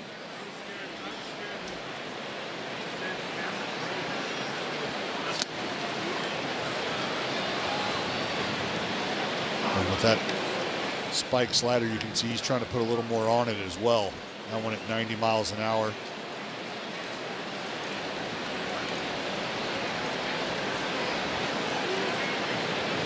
Rooker out at second and Duhar at first. 1-1 to left field, and Jurickson Profar will track it back and make the catch. 2 got on, but no one comes home, and it remains a 1-run game, middle of 5. To the stream with the NBC Sports app, brought to you by Toyota. Scan the QR code now to start streaming the A's. Picture perfect sunset here in Southern California. It's a gorgeous evening overall for baseball. Cool temperatures here in June. Not too cool. You do have a sweater on though. Absolutely. It's a little brisk. I'm all in on being comfy. Comfy, cozy, locked in. 70 pitches, now 71 for Joey Estes. Going after Fernando Tatis Jr. Fernando made headlines by telling the local media that this team just wasn't swaggy enough. He kind of stopped doing his long home run trot, and that ball hit over the head and out of the ballpark. Well, his swag seems to be back now that Fernando Tatis Jr. has a 16-game hit streak and 5 home runs in the mix. There's that stutter step around third base. And it's a 3-1 ball game here in San Diego. That's a special talent. You know, this isn't something that everybody can do. This is not a club that everybody has in their bag. That's a fastball away that he just lets travel. Puts a great swing on it.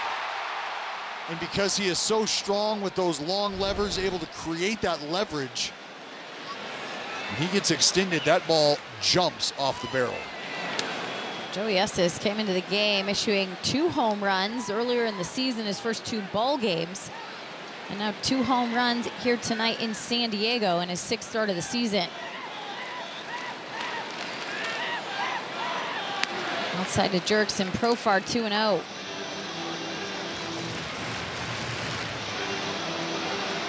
I know it's a different lineup. I know it's home at the Coliseum versus on the road, but what differences have you seen from Joey Estes tonight versus the last one against Seattle? Well, I think it's just a matter of a couple pitches that have been taken advantage of. You know, like that fastball there from Tatis Jr. Fastball away, you got a guy that puts a great swing on it. Ball leaves the ballpark. So I think it's just a matter of some pitches that, you know, and I don't want to say that Joey got away with because he was executing. Pitch in, pitch out. He was executing during his last outing, and I think today it's just a matter of, you know what? You don't make one pitch, the guy at the plate is able to do damage. Zach Geloff will be able to catch the ball for 1 out. I'll bring up the other guy that's done the home run damage, and Jake Cronenworth.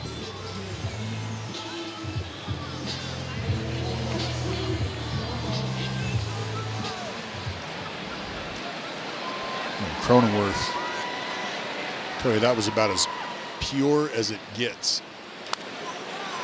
Second homer for him here on this homestand for the Padres. Here's another look at it, Dallas.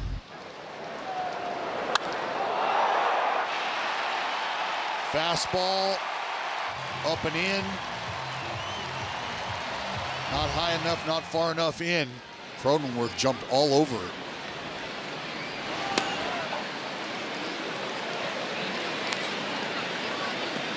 So we've seen the changeup appearing a bit more here for Joey Estes. I'm assuming by design, 3rd time through the order. Well, we saw it against Merrill, and Merrill, you know, shot one down that left field line. And again, it was an introduction to that pitch. 2nd time through the lower part of the lineup. Now here you're back up around the upper 3rd. Start to drop that pitch in. Maybe it's something they haven't seen.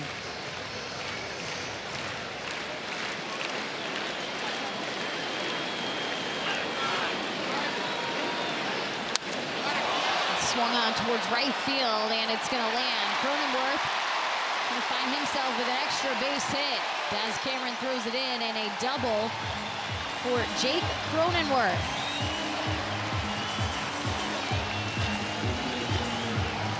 Cronenworth having himself a pretty good ball game. 6 total bases for the left-hander. He'll have a couple at bats left, I assume. Pretty good swings this evening from Cronenworth. This one down the right field line, and Cameron plays the carom.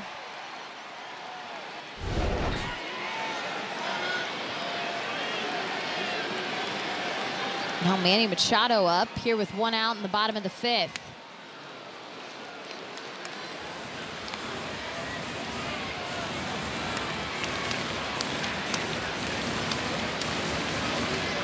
A little action now in that Athletics bullpen. Looks like it's Sean Newcomb.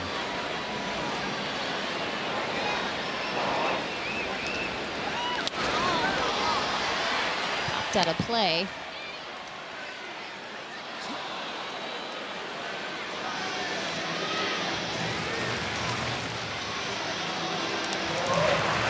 There's the big left-hander. Starting to loosen up. Machado at the plate. You got Solano on deck and the lefty Merrill behind him.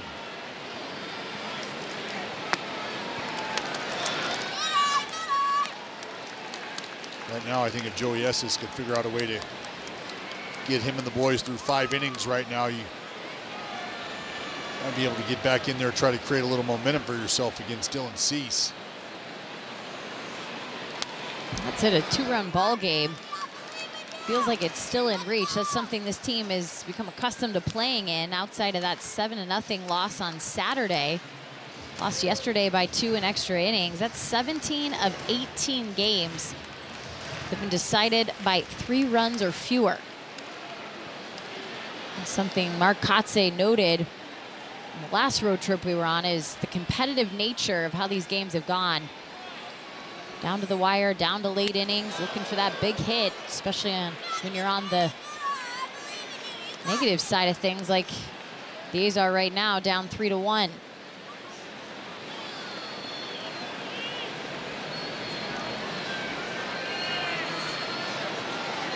Here's the 2-2 to Machado, and now a full count.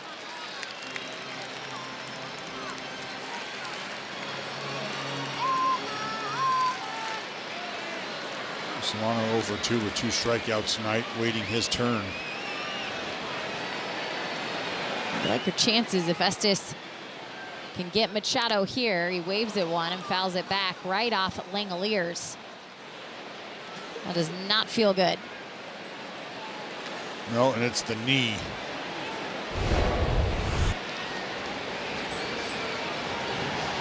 See, right off that kneecap. And when you've got that knee at flexion like that, there is just no cushion, no give. That is baseball on bone contact is what that feels like.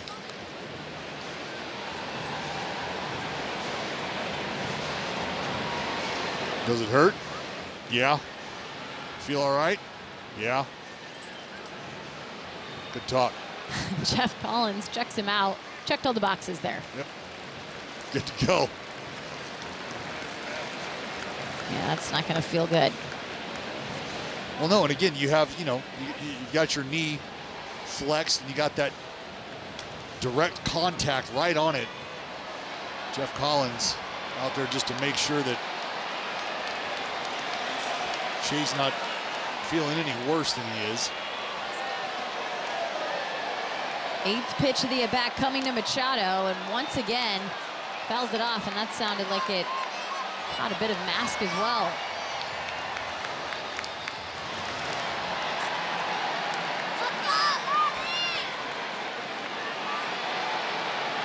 So Manny getting his money's worth here in this AB. Now the 4 pitches and the payoff pitch in the air and foul.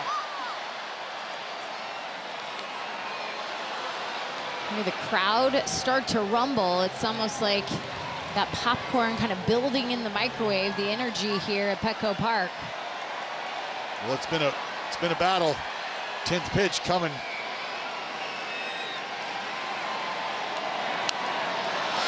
And we're gonna have 11 pitches here in this at bat.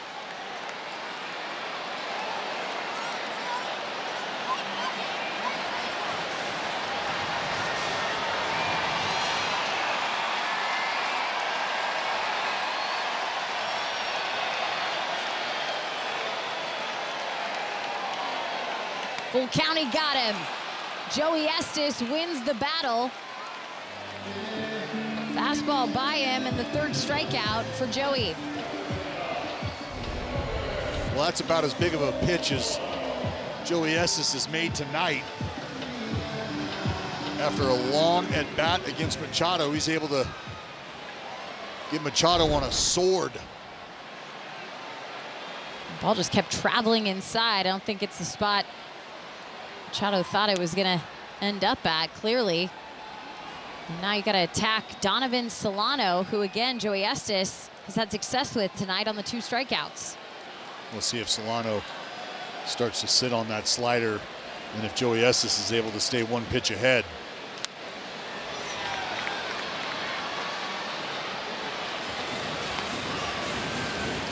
Well, for Estes, you're sensing the finish line of his evening, right? As that pitch count's climbing up, you're sitting here 1 out away from getting through the 5th inning.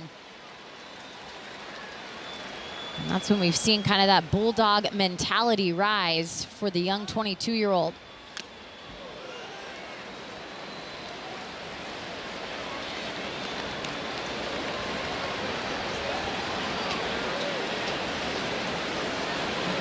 Hoping to leave Cronenworth in place after Fernando Tatis Jr. led off the 5th with the home run. Gave the Padres the 2-run advantage.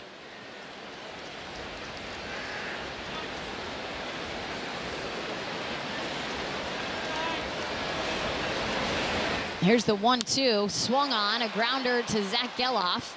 Couple hops and over.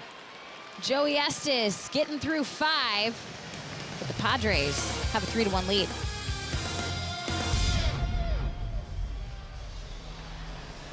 We salute those who serve. As a thank you, we are giving out free tickets this summer. Educators, healthcare workers, first responders, military personnel, and individuals who work for nonprofit and community organizations can receive complimentary tickets through the A's Summer Ticket Program. For information, visit athletics.com/donations. 1-0 to Shea Langoliers, and there's a look at Scott Emerson chatting with his starter, Joey Estes.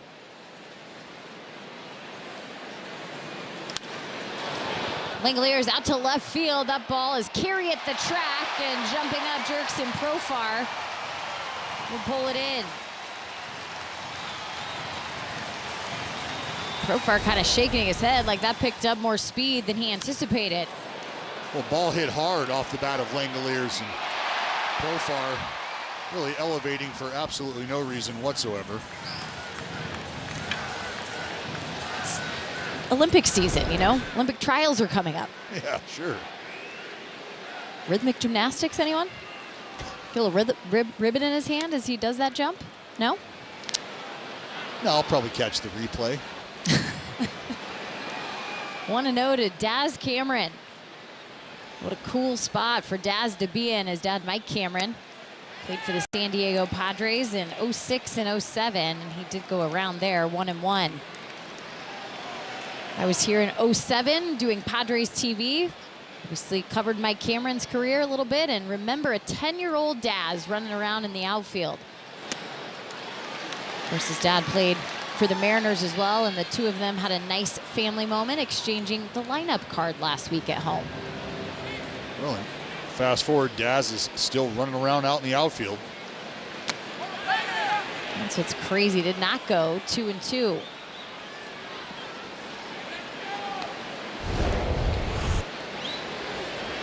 Take a peek from the side. No, he hit the brakes. Love the slow-mo of Kotz in the background, just shaking his head. Same direction. Nope.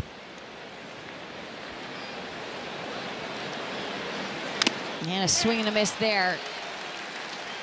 Strikeout number 8 for Dylan Cease. Well, and wouldn't you know it, the slider. Pitch has been on its best behavior tonight for Dylan Cease. 2 gone, and it'll bring up Zach Geloff. For the 4th time this season, Dylan Cease has struck out 8 or more, or at least 8, excuse me.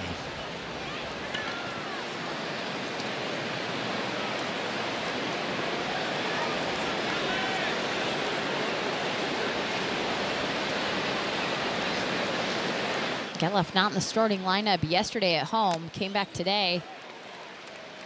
Recorded a hit off an infield single. Yeah, that was the same inning. Solano made a great play, but was not able to throw out the speedy, hustling Geloff.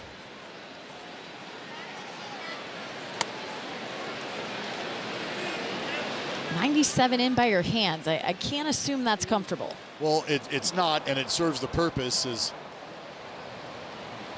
you see, the Padres, they got action going in their bullpen right now, but very well could be a slider coming off of that fastball. Oh. And Geloff with a dribbler. Could he have another infield hit? Yes. Zach Geloff, a 2-hit night. And both of them haven't left the infield. Well, what's really interesting, Jenny, is at the windup, as you'll see Dylan Cease start his move home, right here, watch this. Here comes a curveball. Curveball. He tells him what's coming. And that could be just a matter of them being in the middle of breaking balls or kind of caught in between. Maybe he got the slider call, decided to go, and then realized I've got a curveball. But either way, he changed it up. It worked in the favor of Geloff on base. Now 2 outs here for Max Schumann.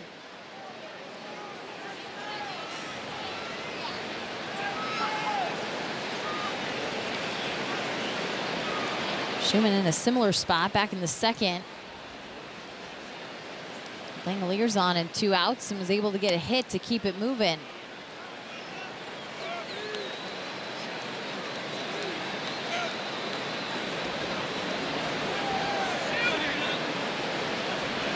Well, 2-0, you want to get back in the count, but you do not want to leave a fastball middle.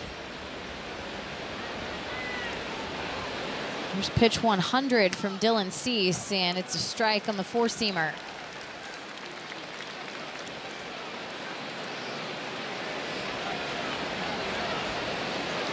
Right at that century mark.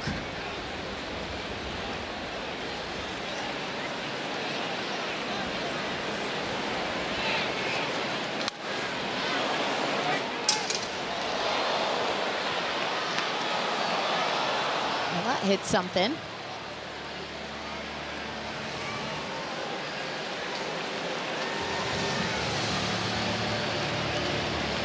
Well, Jenny, he's had 6 outings where he has not thrown 100 pitches. 2-2 taken off the throw down from Campusano and safe for Geloff. 7 stolen bases now for Zach Geloff.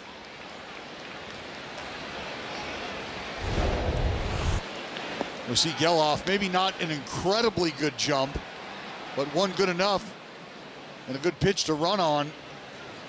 Campusano out of the squat trying to make a play. And the payoff pitch coming. That's high, and a walk to Max Schumann. First and second now back to the top of the order. And the switch hitter in Abraham Toro. See the infield walking in. We're going to have another meeting here. Need some time to get ready down there in the bullpen, but also make sure you've got a confident game plan right now. For Dylan Cease, you got 2 outs. The message is we're just 1 pitch away from getting out of this, all right? Your out is at home plate, but the problem for Dylan Cease is the man at the dish is Abraham Toro, and he has been seeing it and swinging it well. You saw the lefty there, and Adrian Morahone ready to go in the bullpen.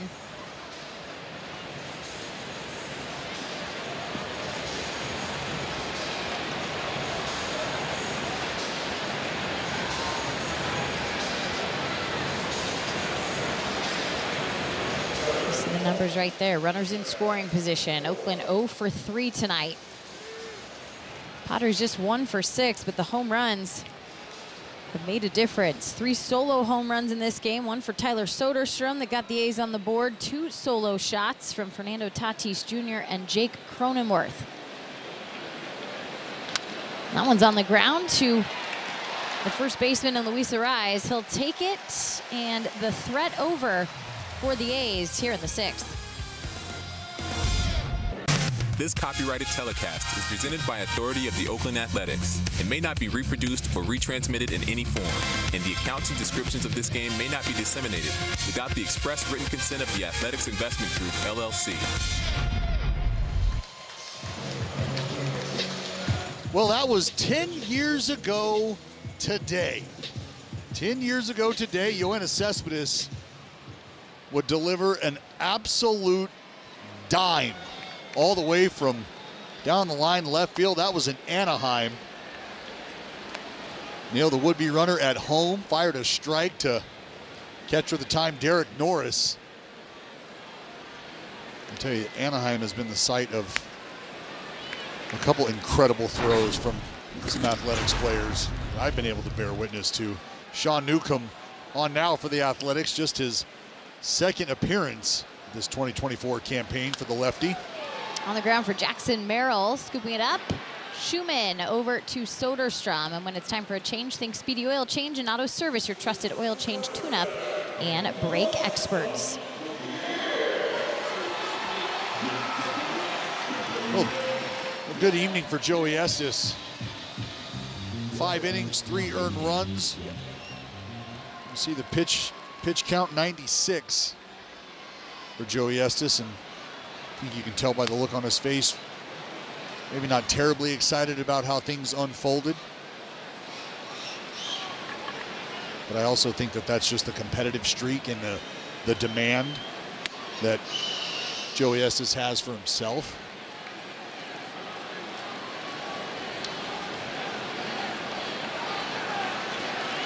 1-1 to Ha-Seong Kim. He's reached base. Both plate appearances, a walk, and then he drove in a run, was called out at second after Miguel Andujar threw a nice strike, threw him out.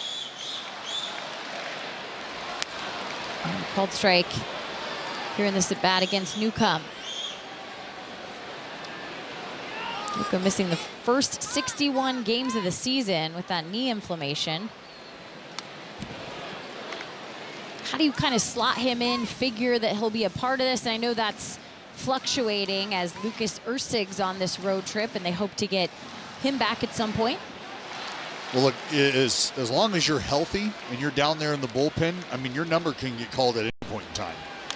And I think that has to be the mindset for Sean Newcomb, is understanding, hey, I'm in the bullpen, I'm available, and I understand that, you know, I probably represent maybe a longer leash than some of the other guys in terms of, you know, where my pitch count's at and what I can go out and do. But if it's a matter of Newt just kind of settling into a spot in the middle of a ball game where there could be some left-handed leverage at bats that he could be responsible for.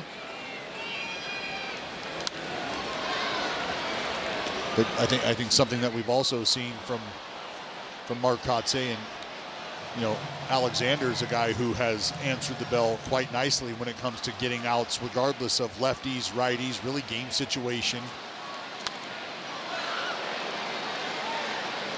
So I think you just kind of take note if you're Sean Newcomb and understand, hey, I could be in at the end of the ball game, I could be in a little earlier, really anywhere in between. I just got to be ready to go. A long battle here against Ha-Seong Kim, 10th pitch of the at-bat. And Ha-Seong Kim charging down to first base. He tried to do that back in his plate appearance in the second, but it was a called strike, ended up eventually walking. That's now 2 walks for him. And guess who's in the house? Road trip Mike. He made it. Now, how did he get from Atlanta, where the last road trip ended, to San Diego? Did he head back to the Bay Area? Did he stay out in one of the other great 50 states, or what? 49 states? He was just, he was on the road. Obviously, the wagon's got a place for him to sleep.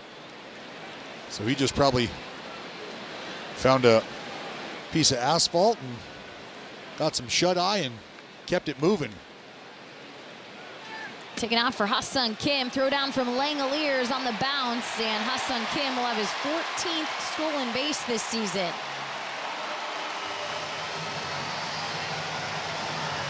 Well, I say that's a heck of a throw from Langoliers, all things considered.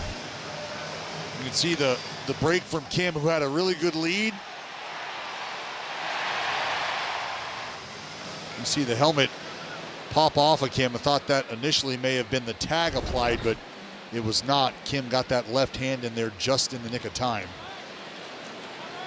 That has been a problem for Kim in his career here with the Padres. That helmet flies off a lot.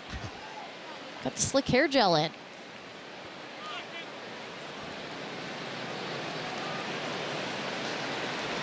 You see the PS patches with the heart. Of course, Peter Seidler, their owner, passing away and honoring him this season. In the air for Campusano. Soderstrom grabbed the pop-up, and 2 gone. And I think a lot of folks around here believe the best way to be able to honor Mr. Seidler would be to see if you can fight your way into October. You know that I think a lot of the roster construction and some of the conversations surrounding that really had to do with Mr. Seidler and his desire to win big, to win now.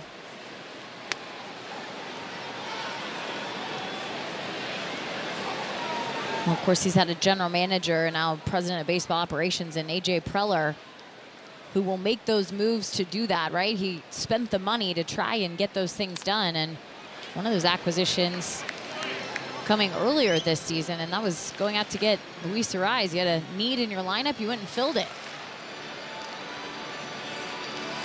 Didn't wait around for trade deadline or to see how many more weeks could come by that you could patchwork some things. They went and got their leadoff hitter, now 0-2.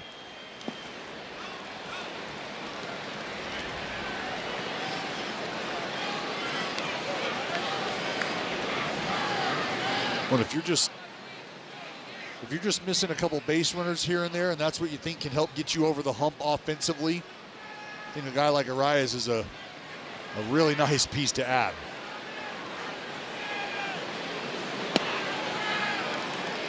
Two and two now.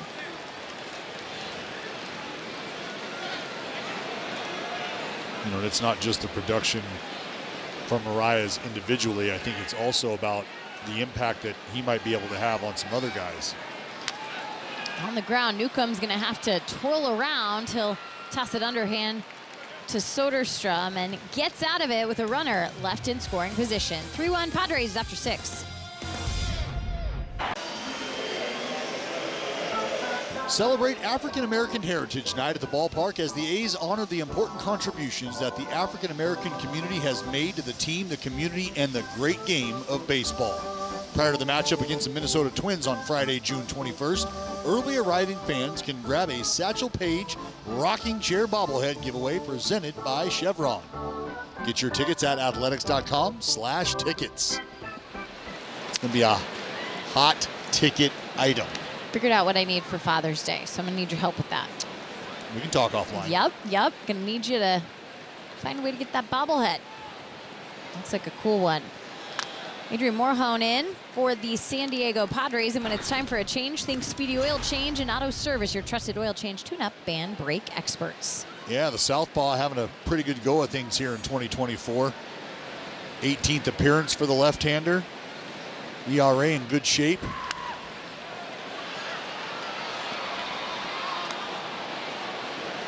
With him in the ball game, obviously Dylan Cease done for the evening.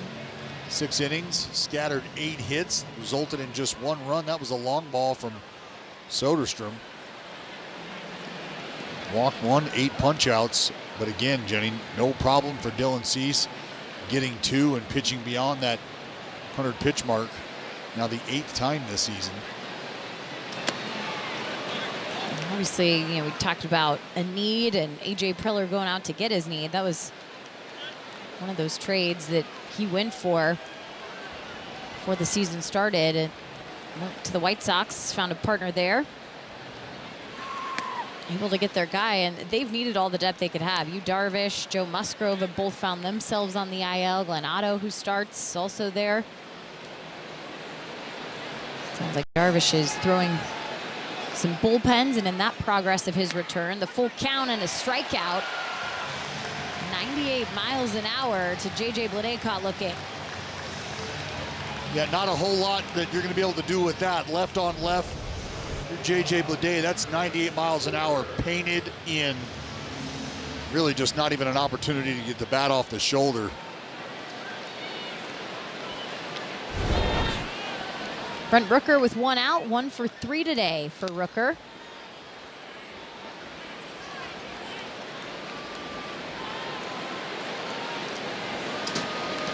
I have a feeling from this point forth, you're getting velocity, and perhaps a little more. Velocity coupled with some swing and miss.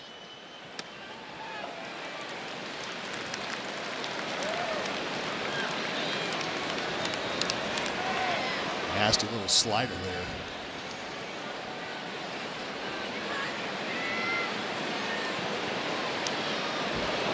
Bullpen ERA for the San Diego Padres sitting at 3.76, and Of course, they're missing one key component on the back end of their bullpen from last year, Josh Hader. I think they found his replacement. Robert Suarez doing just fine. Closing out games for the Padres, a perfect 17 for 17 this season.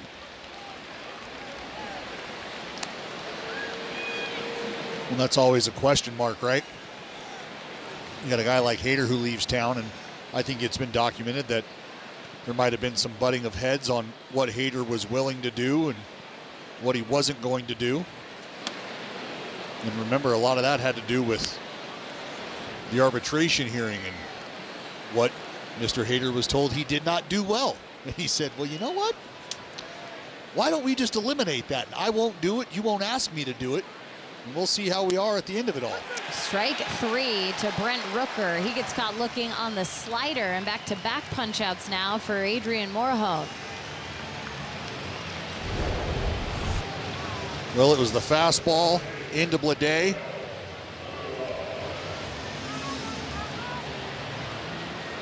And I mean, that looks like a split.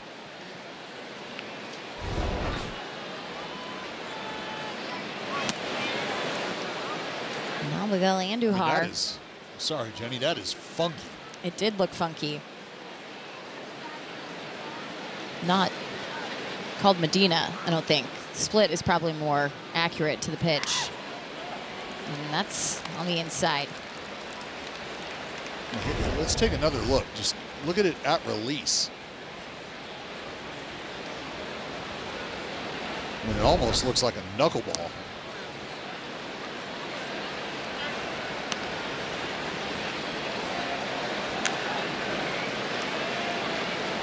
Same velocity as a slider, but you're right, the movement very different, and now he's kind of looking at that grip before he puts the ball in his glove. 2-1 to Miguel Andujar. When you see this similar action, you know, on the slider as well as that split, it's almost like that split is cutting at times.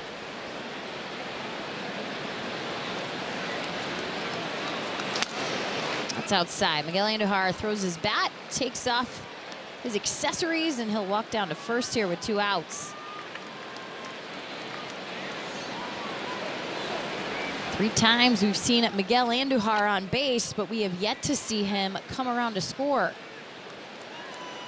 Of course, the one man that did score was Tyler Soderstrom with the homer, and now here comes the pinch hitter in his spot as J.D. Davis will come off the bench from Arcatse.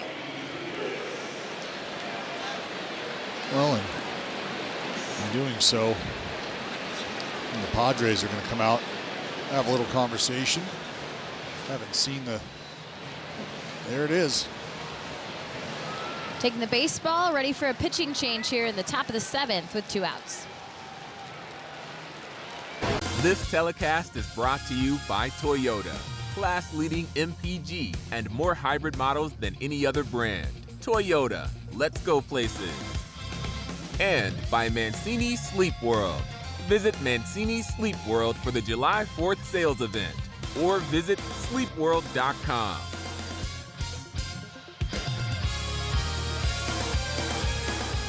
Three to 1, Padres lead the Athletics here in the top of the 7th. I'm glad we found Dallas from the Gaslamp District. Made it over to Petco Park. Did you need directions? Good to go. Jeremiah Estrada. In relief now for the Padres here with the runner on, and J.D. Davis will swing and miss. Well, I tell you, this guy has been a problem. He's been a bit of an issue for major league hitters as Jeremiah Estrada. You want to talk about swing and miss? Jimmy, this dude, you go back to May 23rd. All right, and we're talking about serious domination. But from May 23rd to May 28th, he became the first pitcher ever to strike out 12 or more consecutive hitters, and that's in the expansion era. That dates back to 1961. He got to 13, and Davis will foul it off. Well, before that, it was southpaw out of Philly, Jose Alvarado. He had 11 straight outs via the punch out. But talked about that split. You can see him preset it right now. And a swing and a miss. Gets Davis on the fastball. A's don't get much done. Just a walk in the 7th. Time to stretch. 3-1 Padres. All-Star voting time is here, fans, and you can help send your A's to Arlington, Texas this summer by voting in the 2024 MLB All-Star ballot presented by BuildSubmarines.com. The first phase of voting ends on Thursday, June 27th, and it's time to send your team to the top. Vote daily at athletics.com/all-star. Great exterior look of Petco Park. Interleague play for the Oakland A's. They're 11-7 when they face the National League so far this year. A lot of that has come at the Coliseum. Just 1-2 out on the road where they face the Atlanta Braves. Fernando Tatis Jr. extended his hit streak. Now it's 16. Had the home run, and see J.D. Davis remains in the game at first base defensively.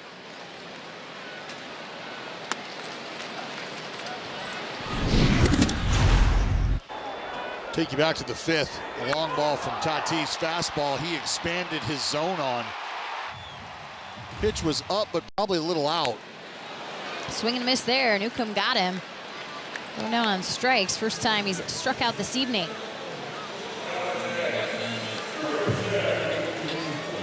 Tatis nuked on a curveball here.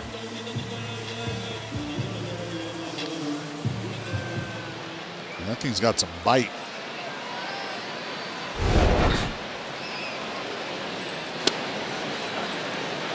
Called strike to Jurickson Profar.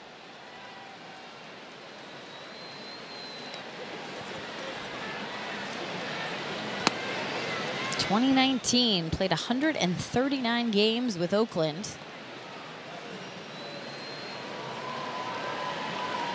'97 wins that year for the green and gold.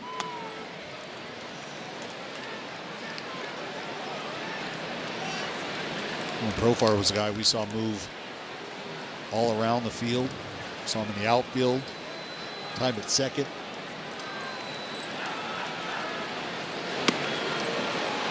2-2.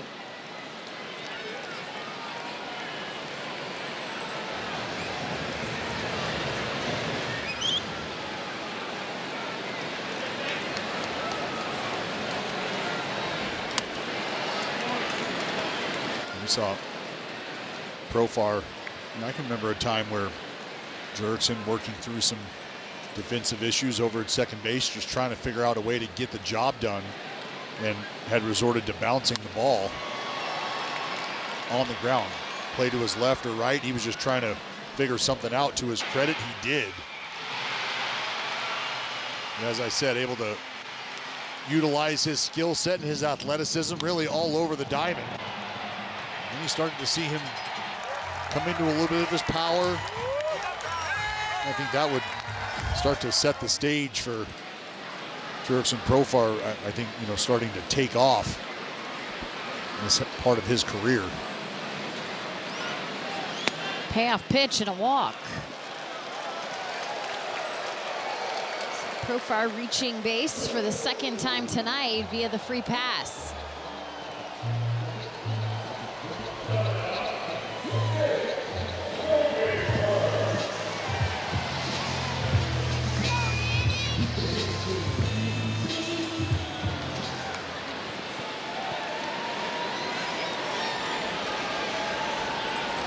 Jake Cronenworth, the homer and a double.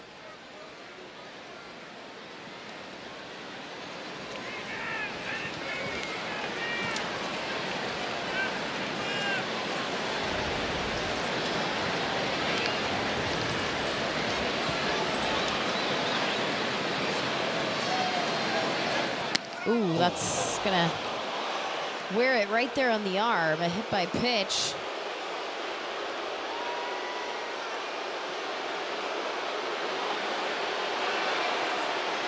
Well, and I think the reaction from Cronenworth says it all. Frustrated how bad it hurts. He doesn't want to even talk to the training staff.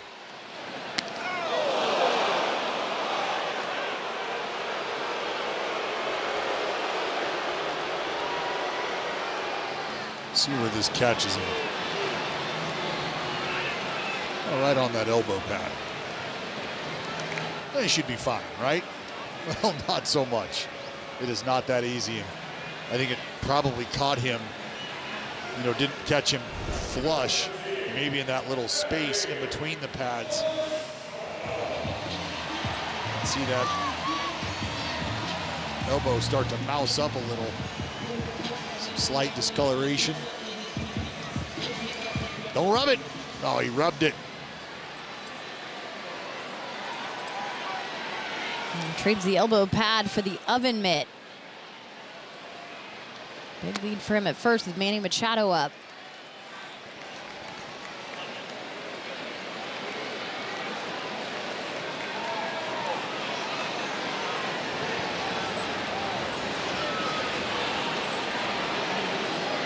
Machado again back in the lineup for the first time in the starting lineup here this homestand. He had a pinch hit against Arizona, but been dealing the hip flexor. And we really noticed it on the base path. Reaching his first at bat back in the second. Moving just a bit gingerly. 1-1 on the ground. It's going to get through the 5-5 hole, and here comes at Jurickson. Profar, but he's going to get a stop sign. He turned third base hot. Tim Lapierre, the third base coach, held him up. Well, and you can see the look on Manny's face, wondering, hey,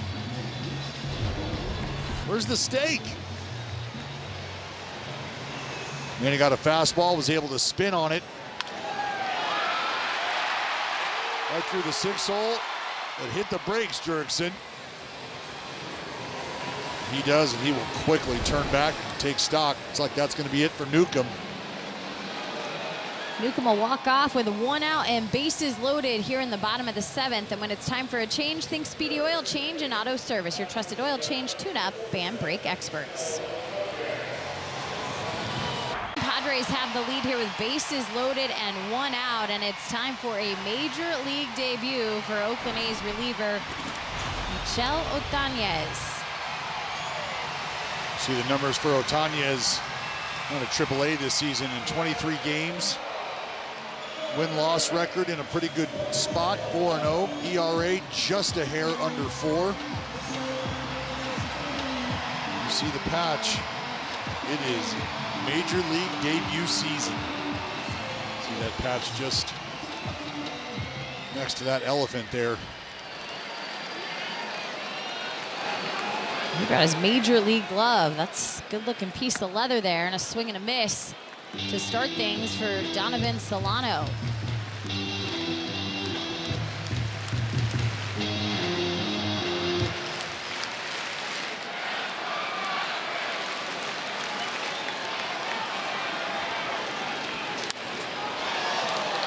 Tough spot to make your major league debut. We always hear about guys who say they felt like they were floating out there, knees were knocking.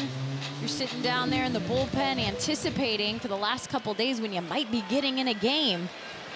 Well, and something to consider is, you know, what has come with Otañez is maybe at times an inability to find the strike zone consistently.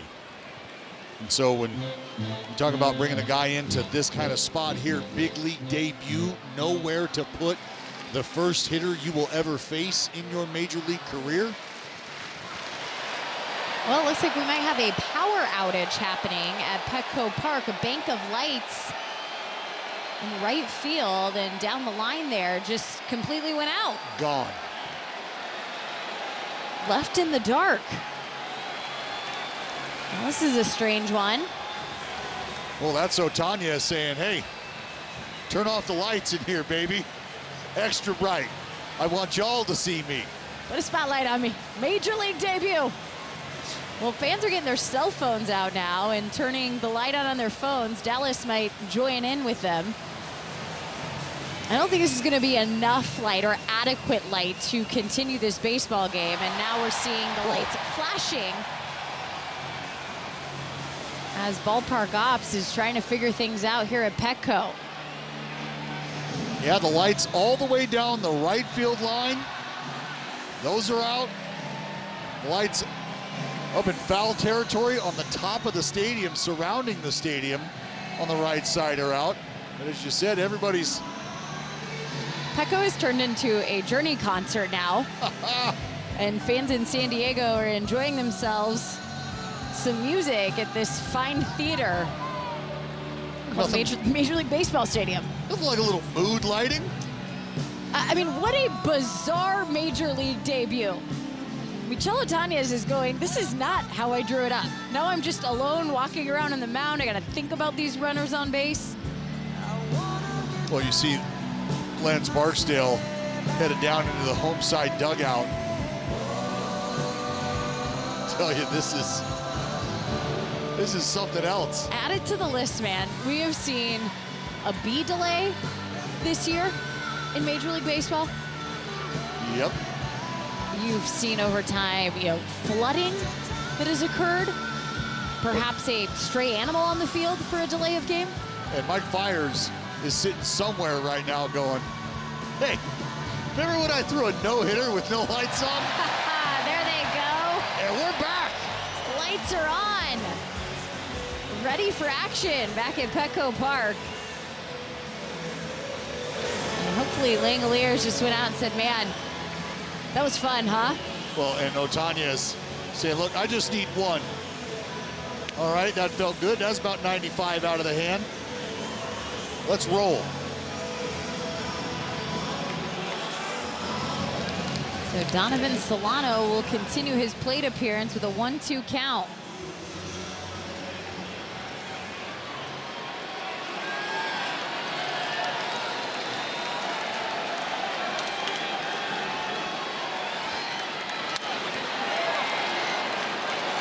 Fouls off the first pitch and a dropped ball in the stands. That's disappointing. Coming off a nice concert. Fans were really into it. Dropped a foul ball. That is not lit. Absolutely not. By the way, did you turn your flashlight off on your phone? Oh, good call. 2-2 now. I can see a couple people who forgot to do that. Caught up in the moment. It was a moment. Love the smiley face.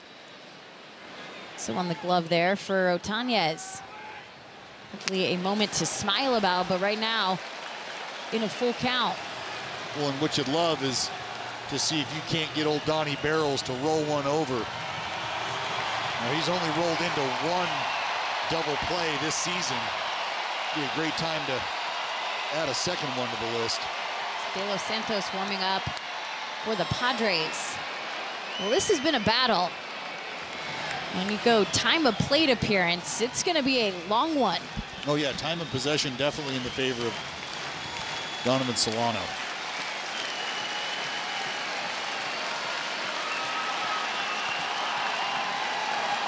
Here's the payoff pitch, and there's that control you're talking about.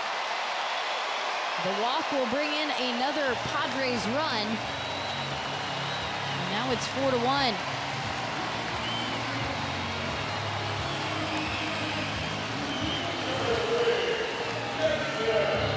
Frustrating ending for Otañez, who was trying to work ahead of Solano, got behind, and then again, you brought up kind of the lack of control that can happen. We saw it right there. Well, again, that's a tough spot to come into, but this is the big leagues, and it's not like he's unfamiliar with coming in with traffic. And albeit a tall task in your big league debut, there's still execution required. And again, missing there. Jump from Cronenworth, but he did not head home.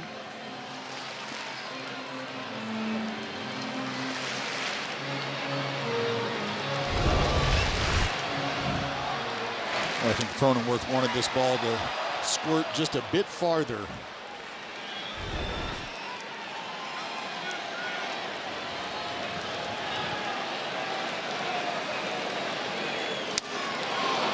2-1 to Jackson Merrill.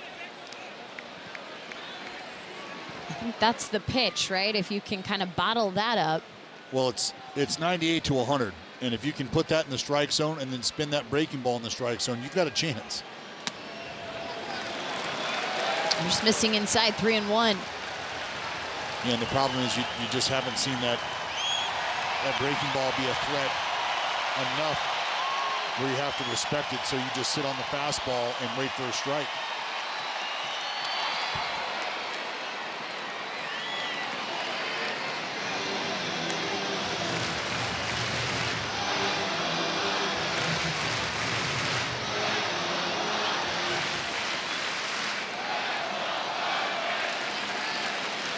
Another 3-2 count for Otañez. And that's shot up the middle. Here comes Cronenworth home. Manny Machado is going to get the stop sign. Again, not running very well with his hip. So bases remain loaded. Another run scores. It's 5-1.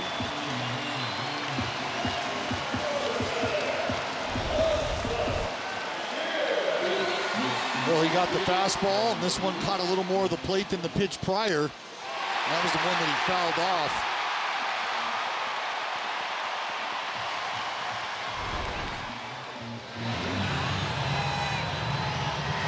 Scott Emerson's gonna try and calm down the rookie.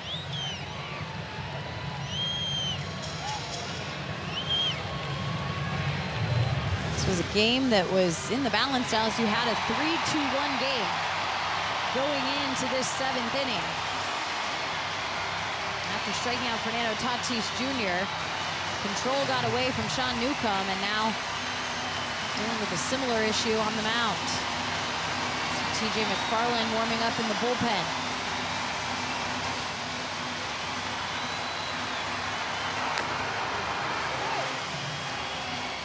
There's still just one out. You've got to force anywhere. Looks like we're going to have a pinch runner. Going to be Tyler Wade on now for Manny Machado. And you got to believe this here.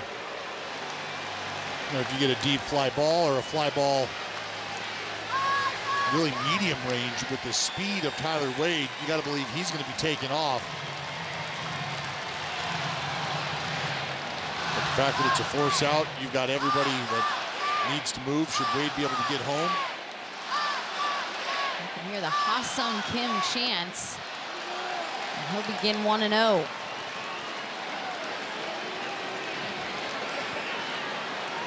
Reach base all 3 times he's come up today. A couple of walks and a single that scored the go-ahead run for the Padres. They just haven't looked back. Kept adding on, and that towards center field. J.J. Bleday tracking it back. He'll catch it at the warning track, and the pinch runner paying off as Wade comes home.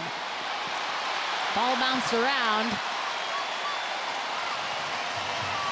Jackson Merrill able to move up to second. You know, and it's the little things, Jenny.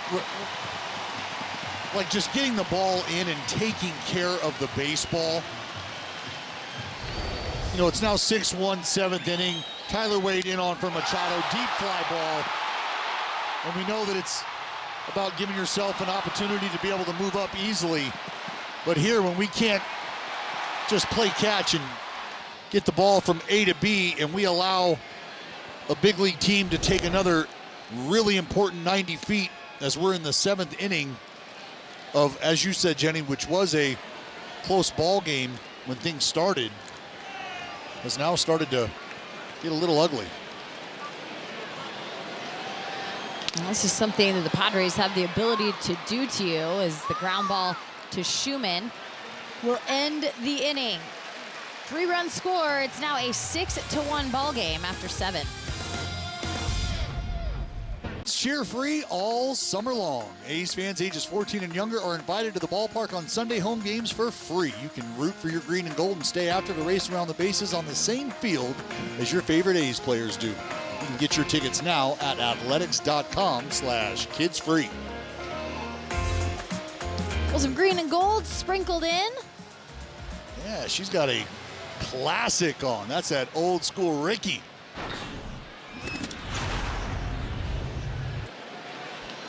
Daniel De Los Santos in, and when it's time for a change, think Speedy Oil Change and Auto Service, your trusted oil change, tune-up, and brake experts.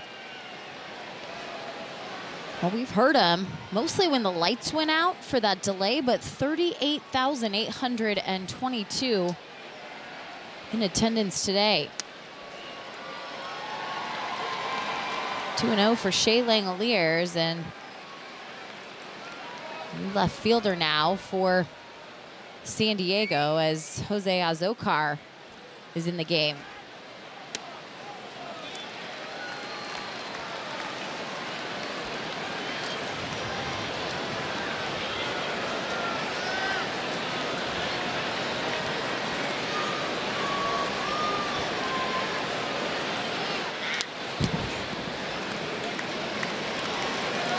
The A's scored first in this one. It was a Tyler Soderstrom home run, and Dallas scoring has been something that's been very challenging for this Oakland team. We talked about the lack of runs they've been able to get. The last 7 games, just 1.7 runs per game, and we're sitting right about that mark here as you enter the 8th inning.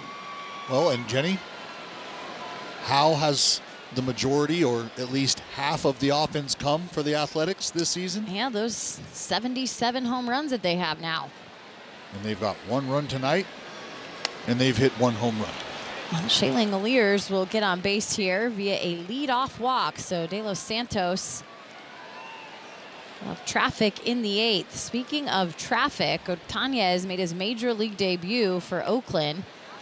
Sean Newcomb left the game with bases loaded, and his runners scoring. So 3 earned runs on Sean Newcomb's line of 1 1/3 inning tonight. And there's a closer look at Otanez. What is sure. Yep. Just such a tough spot to come into, you know, and I think given the circumstances, you understand that with his stuff, and you're looking for a dominant at bat to go your way, you can understand why he was tabbed and brought into the ball game. And that's why, you know, you want to mention, while it's his big league debut, and you know that might not be the softest of landing spots, it's still the big leagues, and you've got to be able to execute, and you've got to be able to get a job done regardless of how tight the rope is that you've been asked to walk. Speaking of executing, the pitching coach and Ruben Niebla is going to come out and have a conversation. Seen a lot of balls out of the hand of De Los Santos to begin his appearance here tonight.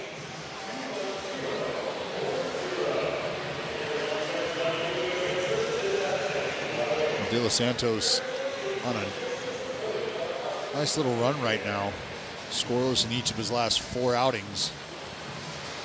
It's over the span of 5 innings.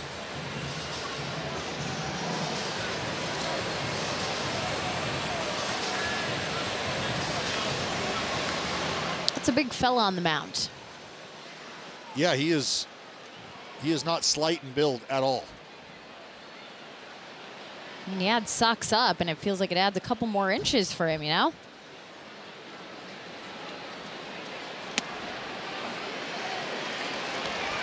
There's a strike, 2-1.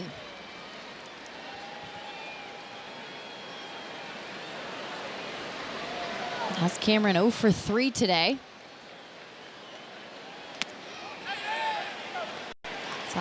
Long drive to center field, and they're a called strike on the check swing. You can tell the frustration on Daz's face.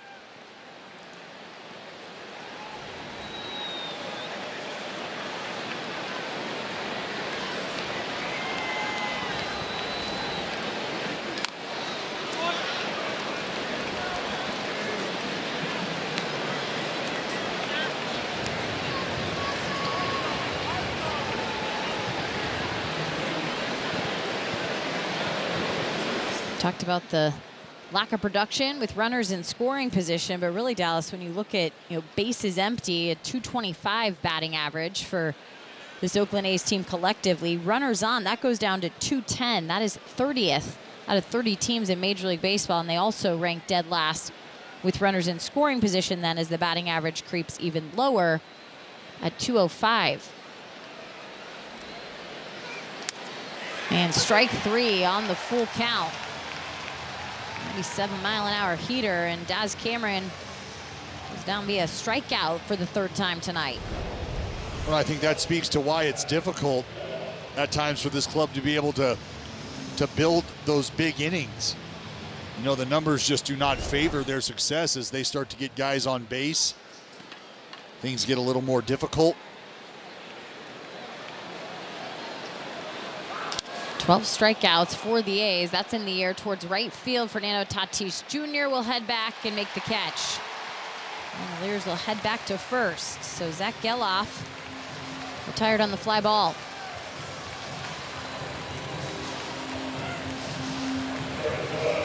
Well, how about Tatis Jr., huh? The transition that he's made to the outfield, and arguably one of the game's best defenders.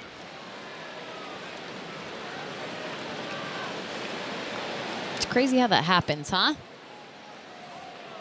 Some people were just sprinkled with a little extra athleticism, and he's definitely one of those human beings. Well, an opportunity really born out of necessity. You know, you're trying to keep him healthy in a multitude of ways. You stick him out in the outfield, and he wins you a platinum glove. I remember watching him make that transition. Going from the infield to the outfield after some injury, and those first fly balls that he was taking.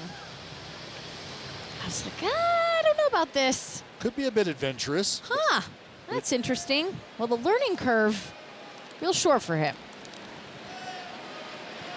Yeah, about 3 fly balls worth. Yeah. I think the next day he came back out to work, you're like, is that the same dude? Same guy? And that's what it takes. That's what it requires is, you know, showing up and making that commitment to not just be somebody that you can sit out there, but somebody that can make plays out there. Swing and a miss. Schumann goes down on strikes. So a leadoff walk to Shea Langoliers wasted in the 8th inning. 6-1 Padres. This game summary is brought to you by Toyota. Well, things were looking promising for the Oakland A's back in the 2nd inning when Tyler Soderstrom hit a solo home run to give the A's the lead, but it's been all about the Padres offense from that point forward. Dylan Cease was on the hill for San Diego. 6 innings pitched for him, 8 strikeouts. Joey Estes, 5 innings pitched, gave up 3 earned runs, and the bullpen allowed the rest of the damage for the Padres with a 3-run 7th inning. Also Cronenworth and Tatis Jr. with homers in this game. Back to the top of the order for TJ McFarland and a first pitch strike to Luis Arraez. Well, the lefty on now 33rd time so far for the southpaw. He's seen some action.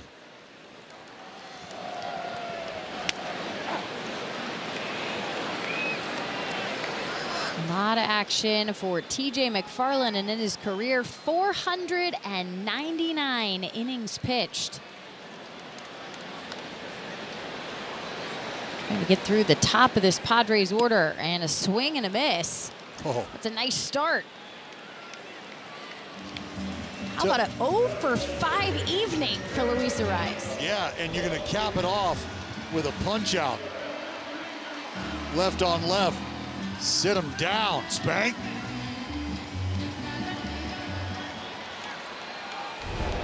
See, Arraez just kind of quizzically looking out there like, what was that? And how did I miss it?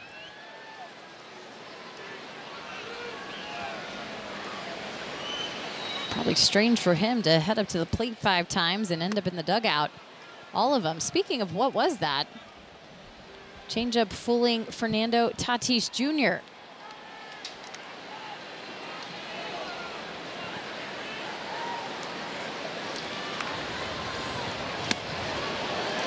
Close.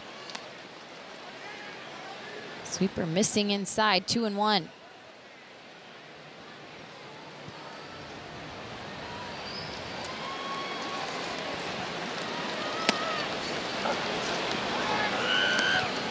You want to talk about a staple to this bullpen. I think you have to circle TJ McFarland being right in the middle of that action. He's been asked to do a variety of things And he has answered the bell each and every time.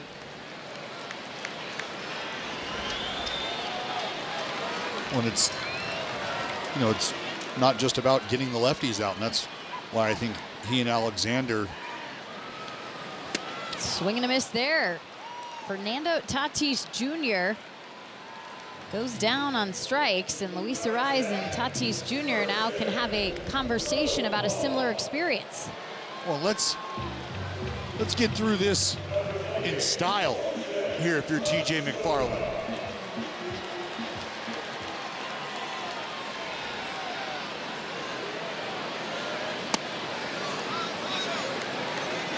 Isaiah Zokar with his first plate appearance after coming in defensively. Top half of the inning.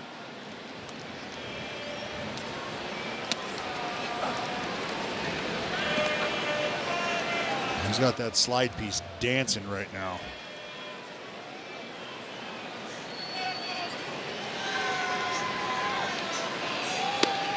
Another swing and a miss. All right, pick your pitch, Dallas. Where are you going?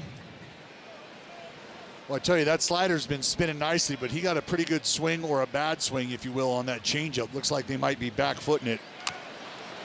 That's going to be on the ground. We'll see the defense go to work for McFarland, and unfortunately, Zokar beats him up the line with his speed. I know you wanted it to end in style with 3 straight punch-outs, but I wouldn't have minded the defense to go to work. We've seen that from the lefty on the mound.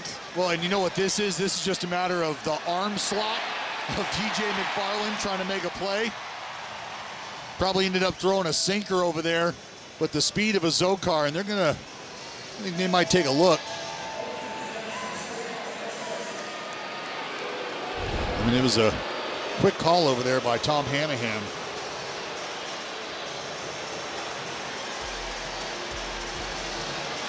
Mark Gotze says, let's go ahead and take a peek. Oh, and he's out. Absolutely, they just showed it here on the big scoreboard, and oh yeah, peep from the crowd here at Petco Park.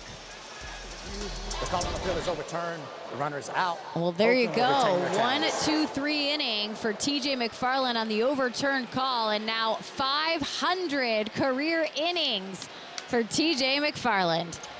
After 8, still 6-1, Padres. Welcome back. Time now for your play of the day, brought to you by your California Ford dealers.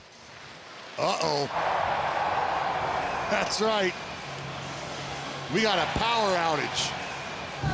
Well, the lights went out in the 7th. Felt like that might have been an opportunity for the A's to turn their own power back on. Unfortunately, that has not happened. Never seen an in-game concert the way that we did in the middle of a Donovan Solano at bat. When it's time for a change, think Speedy Oil Change and Auto Service, your trusted oil change tune-up and brake experts. Interesting spot to see Robert Suarez here. Well, it is, and I think, you know, something else you have to consider is that the San Diego Padres, they haven't had much of a breather here lately. They played 26 games in 27 days. We'll have a day off after this series.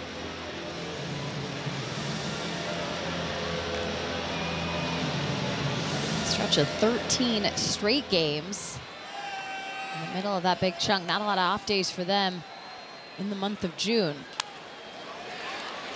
Abraham Toro trying to get some traffic here, and this is a tough guy to do it against. Well, Suarez coming off the month of May, which saw him named the National League Reliever of the Month. Converted all 7 of his save opportunities. And a swing and a miss. Toro will go down.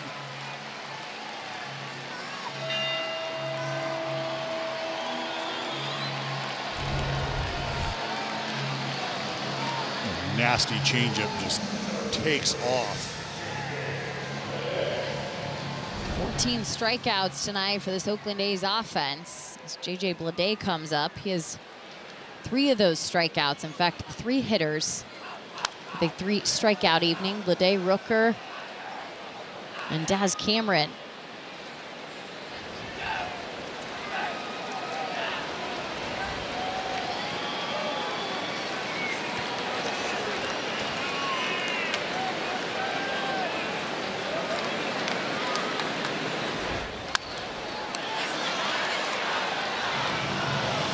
Suarez dialing it up. That's 101. Oof. 101, you've already seen that nasty split. He's got a slider to go with it. The A's have collected their sample now. Velocity from the bullpen. They know what they're going to get when they get in there.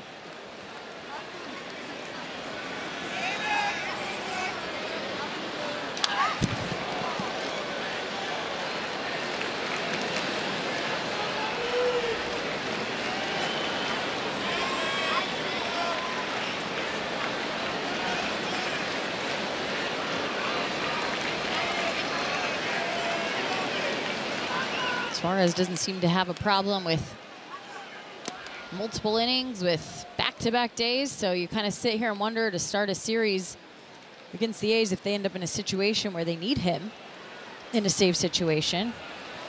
I'm assuming he would fully be available for that. Well, yeah, and you got to remember it's been a while since he's been out there. Swing and a miss, and back-to-back strikeouts now. 2 gone. With Brent Rooker coming up. Well, tomorrow we'll feature the lefty, J.P. Sears. Been able to go to the post every time he's called upon. He'll be making his 14th start, and the A's offense is going to see the right-hander in Randy Vasquez tomorrow. Heavy dose of righties coming up. Dylan Cease in line for the win in this one. A swing and a miss from Brent Rooker.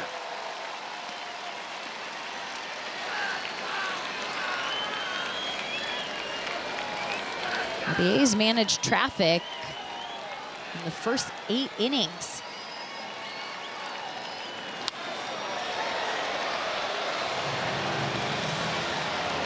Just couldn't get much done. A lot of singles, a lot of infield singles, had some walks.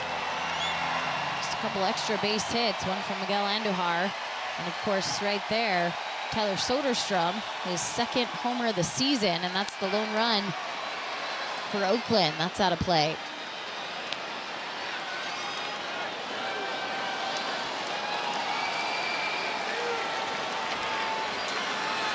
Well, it's been a struggle to kind of get anything going. It's been a struggle to keep it going once you have been able to start something.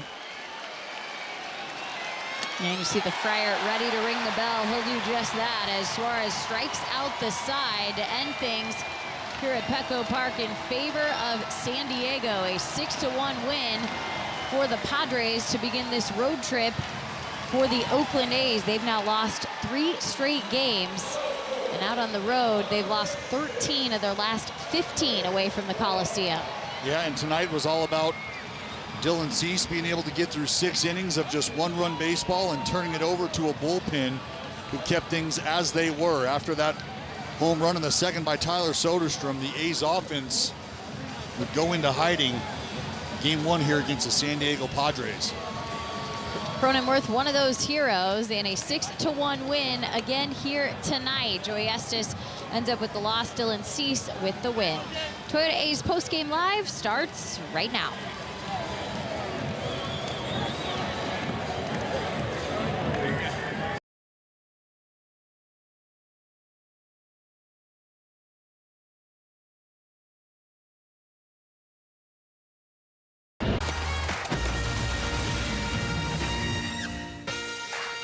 You just witnessed game 68 on the A's season here in 2024 and loss number 42. They only got out hit by the Padres by a couple, but outscored by 5.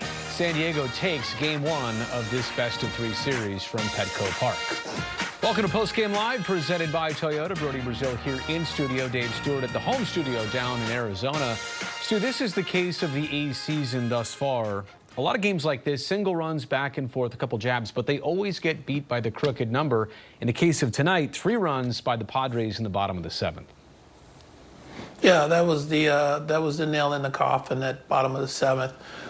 Well played game, well pitched game, up until we get into that 7th inning, and then we get into the 7th, and things just fell apart, and you put the game out of reach, and there was just no chance of recovery. Padres did seem a little bit wobbly before that. Again, we understand their season has gone where they have a sub-500 record playing sub-500 teams like the Oakland A's, so you never know what to expect. The Padres are loaded, but to your point, they never really took command of this game until the A's kind of gave it to them in the bottom of the 7th inning. But our turning point is presented by Toyota. And it was kind of a slugfest to get things started. Soderstrom homered to get the first run of the game for Oakland, so it's 1-0 A's. The Padres counter with a run in the 3rd, run in the 4th. And then this Fernando Tatis Jr. home run, the solo shot to right, Stu, was the launch angle, what, like 4 degrees right there? He did send that thing out on a little bit of a line drive, but, you got to pitch on the outside part of the plate, and he did exactly what you want to do with that pitch. He didn't try to pull it. He hit the ball where it was pitched. He hit it in the short part of the ballpark, but he did hit it out. Hey, the little thing he does rounding third base, the little pause, hesitation, hop step. Do you like that? Do you hate that? If you were pitching in the game when that happened, would you like that or hate that? It's kind of got a little bit of it's a Tatis style type thing, and so that is his thing. I probably, even now, I'd like to have a conversation with him just to find out what the heck does that mean. It looks cool. I'm not going to lie. I would do it too if I could.